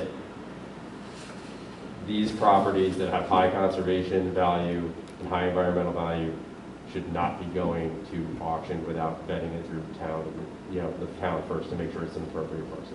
Right, or see if there's a way in the law to be able to offer it to, I think there's ways in the law where you can offer land to abutting landowners, but I'm not 100% sure. In which case you would have Fish and Wildlife on one side, Greenbelt on the other, but in the end, I'm trying to represent, the right thing for the current owners, so. Understood. Yeah. And thank you for your continued patience, Thank Mr. you. Manti. I know Thank this you. is very frustrating. Sorry for speaking so long, sir. Okay. Now you're up. Do you want to have us sign that RDA sheet before we keep going? We don't, or do you want to There's wait to the two end? of them. Let's wait to the end in that case. Is that all right? Yeah, Okay. I'm gonna need to break some of these, help me break all of this down. I can do that. So- I can do that. Okay. There's not- Michael Kilpatrick, 8 12th Street, DEP file number 050-1369, a continued NOI to construct a 9-foot by 15-foot shed on pilings. Mr. Kilpatrick. Yes, congratulations, by the way, I forgot to send you an email and let you know that you got a DEP number. But they have assigned you a DEP number, so. Oh, that's excellent. All right. Okay, so that was what we were waiting for before. But now that, did we address that other issue here about the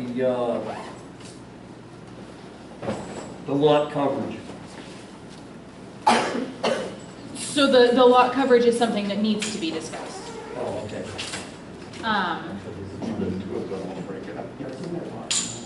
Well, I calculated everything that was part of the house that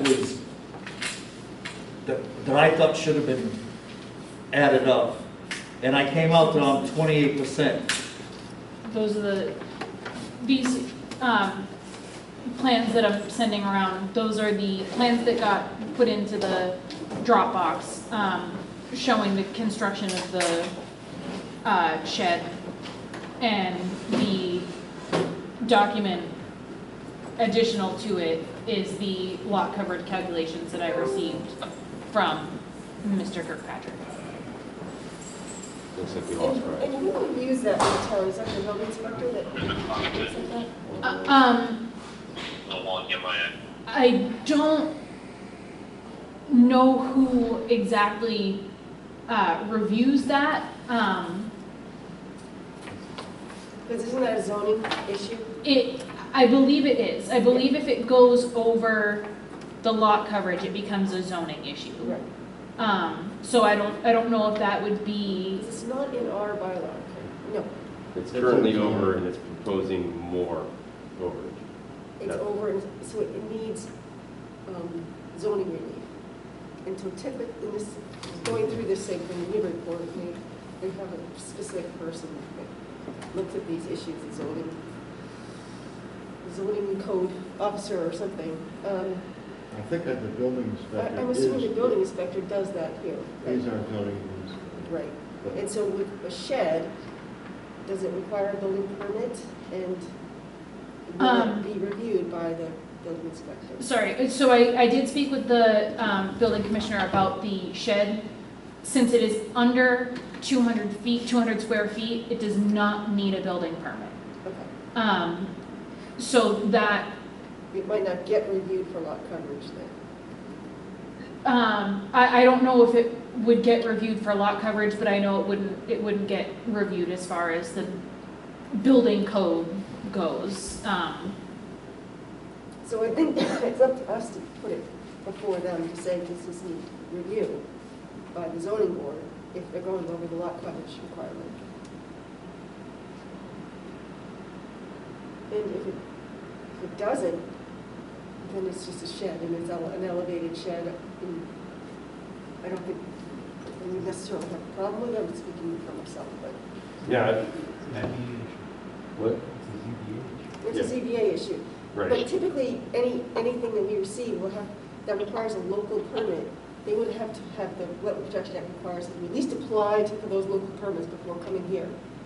So we can put a stay on it until we find that out, or we can issue it and not issue, approve it, but not issue it until there's some decision on that. But then the clock is ticking on us, our 21 days Right. to issue. So I think that we should continue this until we have application or determination from the ZBA, which is what it says. Or the building department to determine whether or not it needs to go to ZBA. If it doesn't need to go to ZBA, then we can prepare an order of conditions and have it ready to sign at the next meeting, unless you already have one. I haven't started working on Okay, order that's what I'm conditions for thinking. this, just, So then in that case, it wouldn't really hold anything up for you in terms of issuance if we had one ready to sign at the next meeting. It could just be issued right away after that. But I don't know how we, But what happens if it does need to go to the ZBA? If we then approve? we don't take any action until it does. I mean, they would request a continuance. Call it up. Yeah, you're back on. Thanks. Does that make sense? I need clarification from the zoning agent, and if the zoning agent feels it has to go to the zoning board, then it goes to the zoning before we Before it can, comes- before we before it can comes act to on it. us, yes. Before we can act on it. Yep, But in the interim, we can draw up a draft, yes, if there's no action needed by ZBA. right. So we're feeling this out right now to see if there's anything outside the standard order of conditions for format that we can see.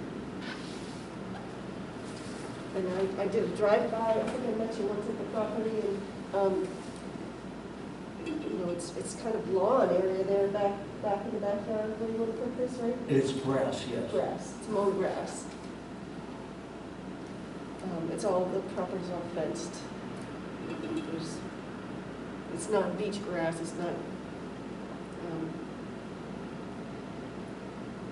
dune vegetation or anything like that. It's just, it's previously disturbed. It's a previously disturbed area, yes. Closed by a stockade. Mhm. I have just some more specific questions about the Okay? drawing. It seems like there's multiple choice on the footing for this thing. They gave me two options because we didn't know which ones you guys would go with. That's the diamond, Diamond pier set would be, I think, the preferable option. and he asked me if I wanted the option. I said, well, I don't know what they're gonna choose, so yeah, give me I both. mean, there's no excavation. No. Whereas if you have you're showing the Bigfoot here with rebar and all that stuff, I don't think. No, it's not gonna be any of that. Unless there's some obstructions underground. We don't believe there is. They didn't run into any trouble when they built the house last year. Just one other thing, curiosity more than anything. I saw some plan that seemed to be based upon, an application long ago when you raised the structure and there were some plantings. Is that correct? Are you talking about the marsh grass that we planted in the blueberry bushes after the house went up? Yeah, I'm just wondering if all that was done. Oh, yes, that was done. We had to do the plantings twice. The rabbits came and tore everything out. So you've got a certificate of compliance for the previous. I don't think they ever came back to do that. We're still waiting for that. The other thing, then we can't do it. So, I was just bringing it up because there was some plantings there. Maybe there's areas, you will lose, you've got more coverage. Some vegetation is going to be underneath the shed. Yeah. There's someplace else where you can show some planting that may, be a positive for us.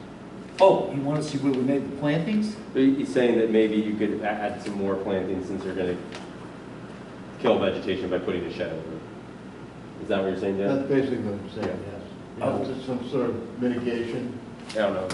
Oh, well, I wasn't aware of that. I mean, if I had to cut something out somewhere and put marsh grass in, I suppose we could do that. No, you might have a place where there's nothing, where. I have a real small place in the front of my house where there's nothing right now, but it's going to be really difficult to do anything. There's a tree there. There's a tree there, and you guys suggested we don't cut the tree down when we did the house. Somebody came up with that. Well, I'm sorry, some shake his head. I don't know if he knew he that's wasn't just a part of it. comment that, maybe there's nothing there. My suspicion is there's no obvious place to do any other plantings on the property. I'm afraid I could come up with something, but no. The yard was pristine before we took the other house down.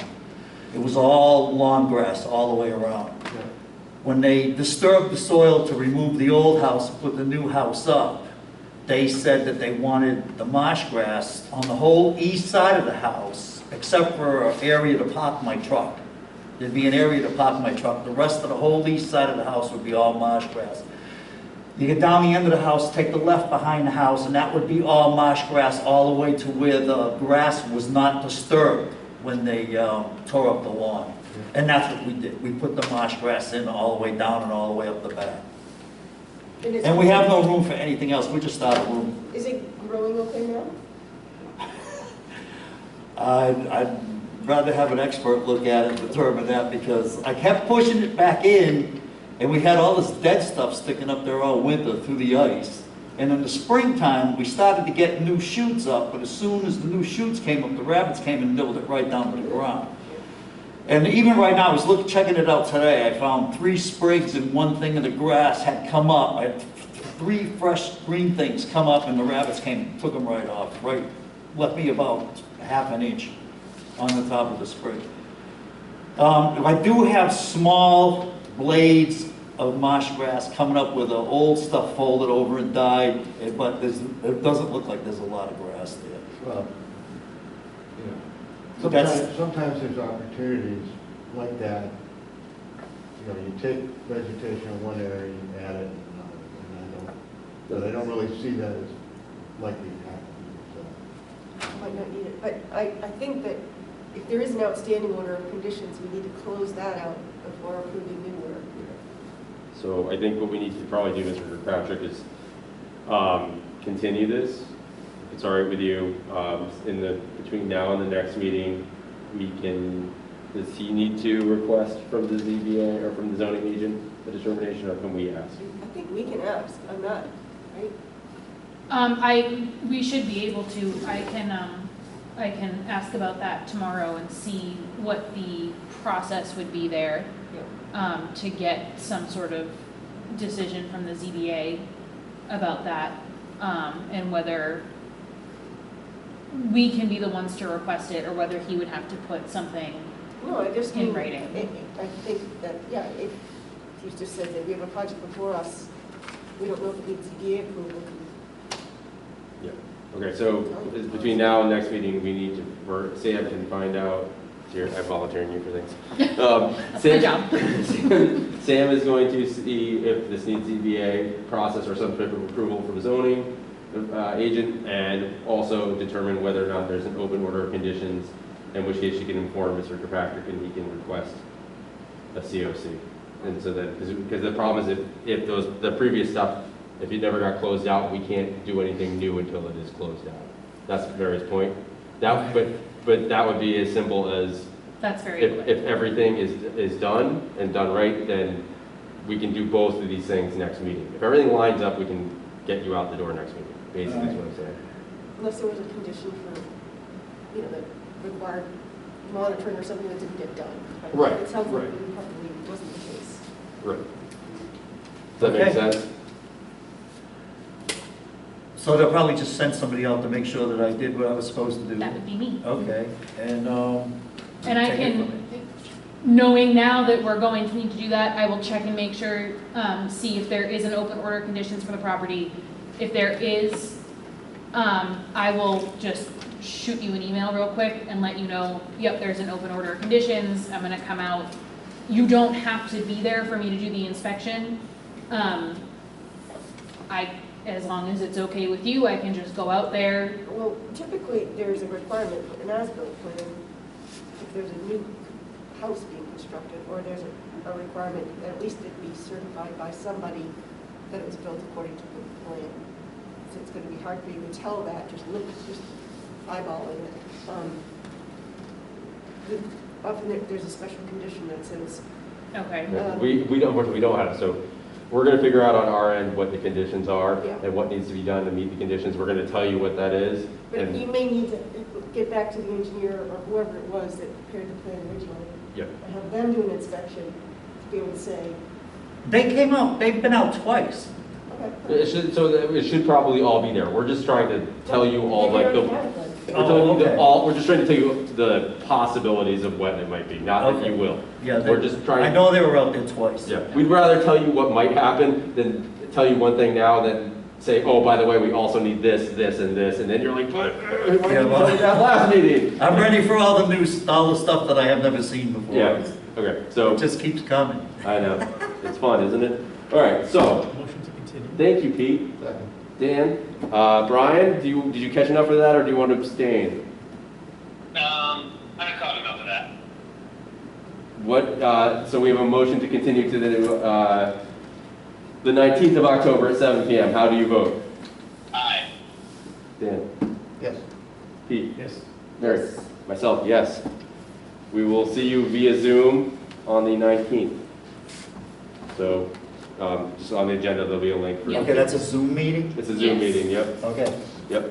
thank you. And that will get posted on the agenda that gets posted on the website. There'll be, all the Zoom information will be Yeah, the link will be there. listed there. Okay, thank you. Thank you, Mr. Patrick. Yeah, thank you for sticking around for everything. That was the longest, I would like to Longest say. short meeting that we ever had? Yep, exactly. Okay, Pete, no. don't walk away before you sign these. All right. Well, no, we'll sign as we talk. Yes. So, we have no COCs, no extension permits, no emergency, no reissuance. And Sam, let everybody know what's going on with our favorite Mr. Gray. So following the last meeting, there was some discussion regarding just to kind of fill Mary in, there was some discussion regarding the enforcement order. Essentially, he was not completely in compliance with the enforcement order. There was a significant amount of work that had not been done, including a lot of restoration. The structures were removed, and the non-organic work material had been removed, but the wood chips were still out on the property, and there was no restoration done, and since there was no restoration done, there was no restoration plan or monitoring. So I issued a letter, or I sent a letter, and I sent it in by multiple different means. We sent it certified return receipt. We sent it through regular certificate of mailing. I also emailed it to him in a PDF form after I had signed it. So Mr. Gray has received all of that, and I did request through the email to get a red receipt from him, which I did receive a red receipt back. So I know for a fact that he has gotten it. Never heard back from him again. So I do not have, I believe the letter that was sent to him requested that a schedule be submitted to me by today to have the commission review tonight and essentially approve of his schedule, saying when he was planning on doing the restoration and finishing up with the compliance with the enforcement order. And I never heard back from him. So I have nothing from him showing any sort of schedule or plan or anything. And that was as of when I left the office today at 5 p.m. So did the original enforcement order, was it specific about removing wood chips? Yes. And specific about restoration as in plantings? Yes. Okay. Yep, there was specifics with the restoration for New England wet mix, I believe. And then the enforcement order also mentioned monitoring by a wetland scientist. And I do not have any of that. So Was the bill manual restoration plan a part of that, or was that later? I don't know if that was a part of it or not. I don't know if that came as part of the enforcement order or not, but nothing has been done with it. Like I said, the wood chips are still out there. And unfortunately, because it took so long for the structures to come down, they came down after, I mean, if they had come down months ago, then there would probably not even be a need for any restoration to have been done, because everything would have just sort of come back on its own. Yeah. But because the structures were up for so long, so much longer than they should have been, everything underneath them, there was no option for anything to grow back naturally. So Well, that wetland seed mix likes to overwinter, so it's, you can certainly plant it now and just throw some Salte over it. The non-compliance with the schedule.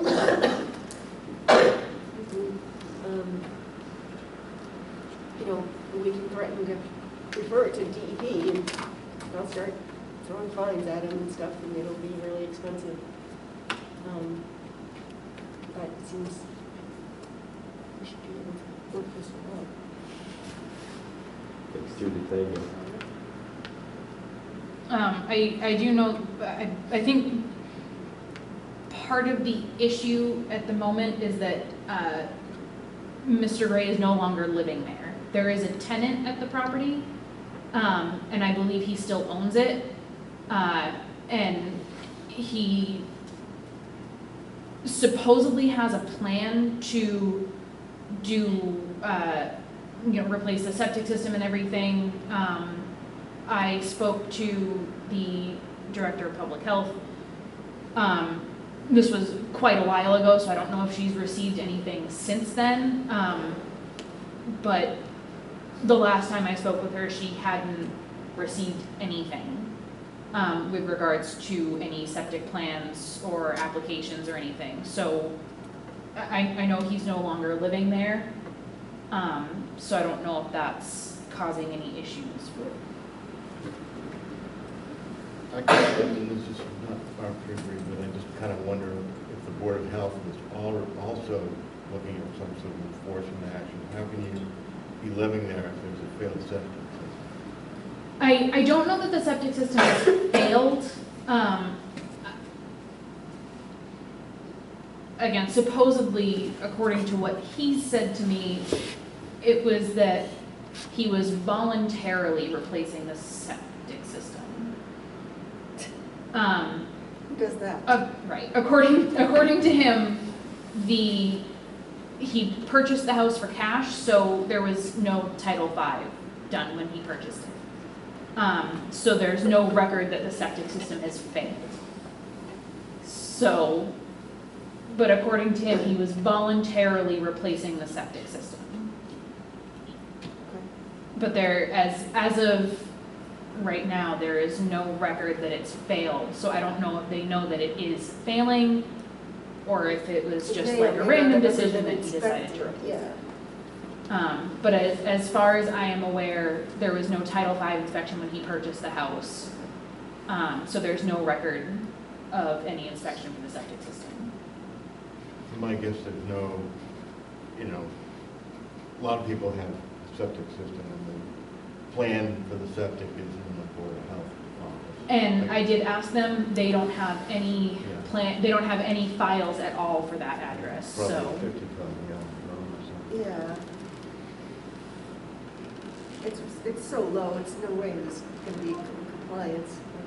Separation of groundwater, that property's all basically at the water table. So what are our next steps?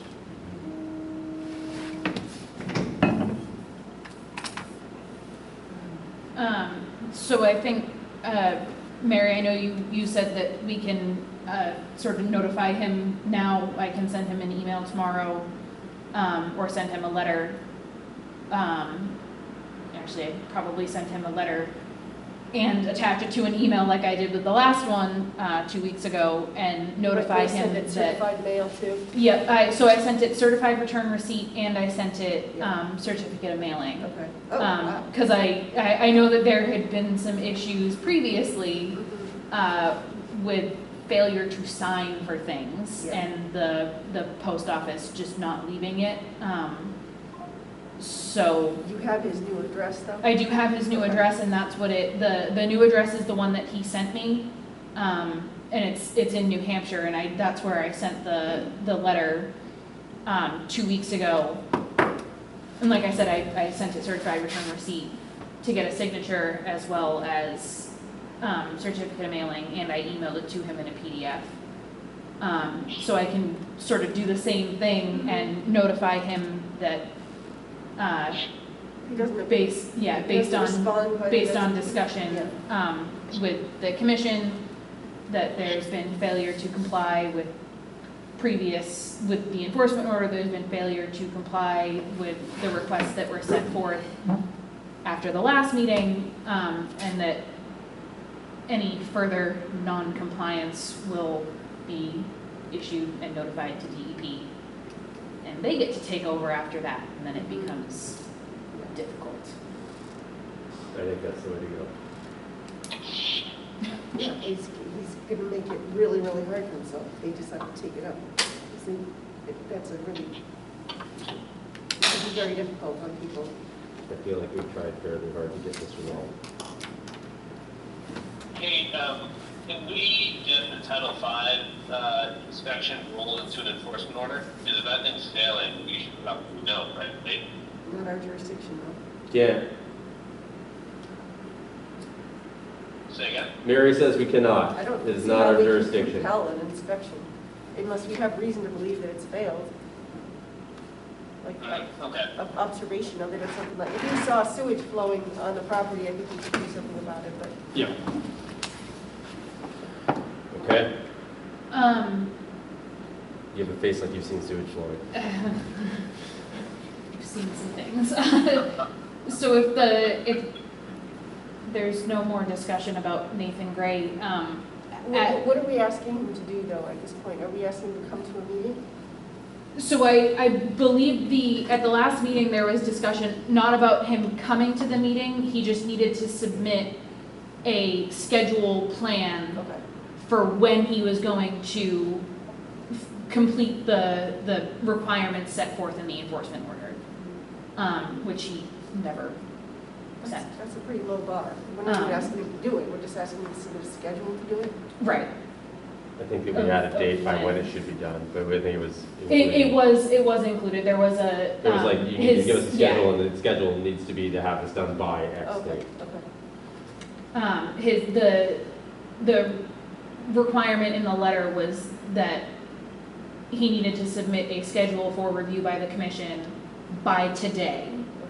Have the work completed by mid-December or something like that? There was no deadline for when to complete the work, it was just a deadline for when to submit the schedule. Which I never. It's a very low bar.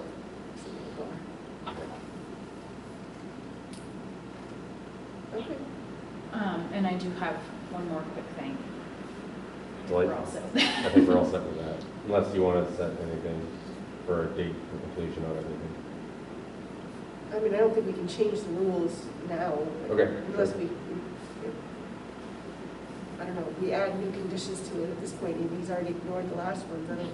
Yep, okay, we're good. Next thing. So from some discussion with Brian regarding the bylaw amendments, the proposed bylaw amendments, there was a request for me to get some dates that we could hold a special meeting to discuss bylaw amendments again. And I do have a few dates and times if we would like to discuss some of those. Yeah, let me just jump in here. My reasoning simply being we've had a little bit of turnover both in terms of staff and makeup, and it might be good to sort of bring everybody up to speed and get on board and see where things stand at the moment, and if anything changes, if we want to move forward differently, not at all, etc. Yeah, Brian, so Brian, I think that the big issue here is that the two people who need to probably would benefit the most from having this meeting and kind of understanding what's going on aren't even here to signal their availability. So I would suggest that this is a poll that Sam can put out to the commission members after the meeting, and we can, you have your list of dates. Yeah. So go ahead and put that out, and we need to find something that's going to work for a broad swath of us. Sound good? Perfect. Great. In that case, Sam sent everything out, summarizing everything. So do you guys have any questions about the meeting that we had with Lisa and Alicia Greco? That was about. Largely about going to Zoom meetings and a little bit about Cricket Lane. Okay. Can you just quickly summarize? We're going back to Zoom meetings. Yeah. Alicia said that you will be back for Zoom meetings by the 19th. She was very respectful of us being volunteers and didn't feel like we should be feeling like we were making some sacrifice for our safety or health or stressing out for serving our town, which I very much appreciated. And regarding Cricket Lane, Ms. Mead felt that we administer the WPA, whatever decisions were made at the ZBA for the comprehensive permit, with the decisions of them. She did feel that Ann Martin did a good job, and that the ZBA allowed in a lot of leeway to condition things for the comprehensive permit, but that we were completely free to interpret things as we would, as we felt appropriate. So that doesn't necessarily pertain to you, Mary. Yep. So, since you mentioned Ann Martin, what's the sketch there? Check is in, but has not cleared. I will check tomorrow to see what the status of that payment is, but we have received a payment into the escrow account for Cricket Lane so that we can pay Ann Martin for her fee to do the review at our request. At this point, we're just waiting to get confirmation that that has gone through, that it's cleared, and once we have that, we can sign the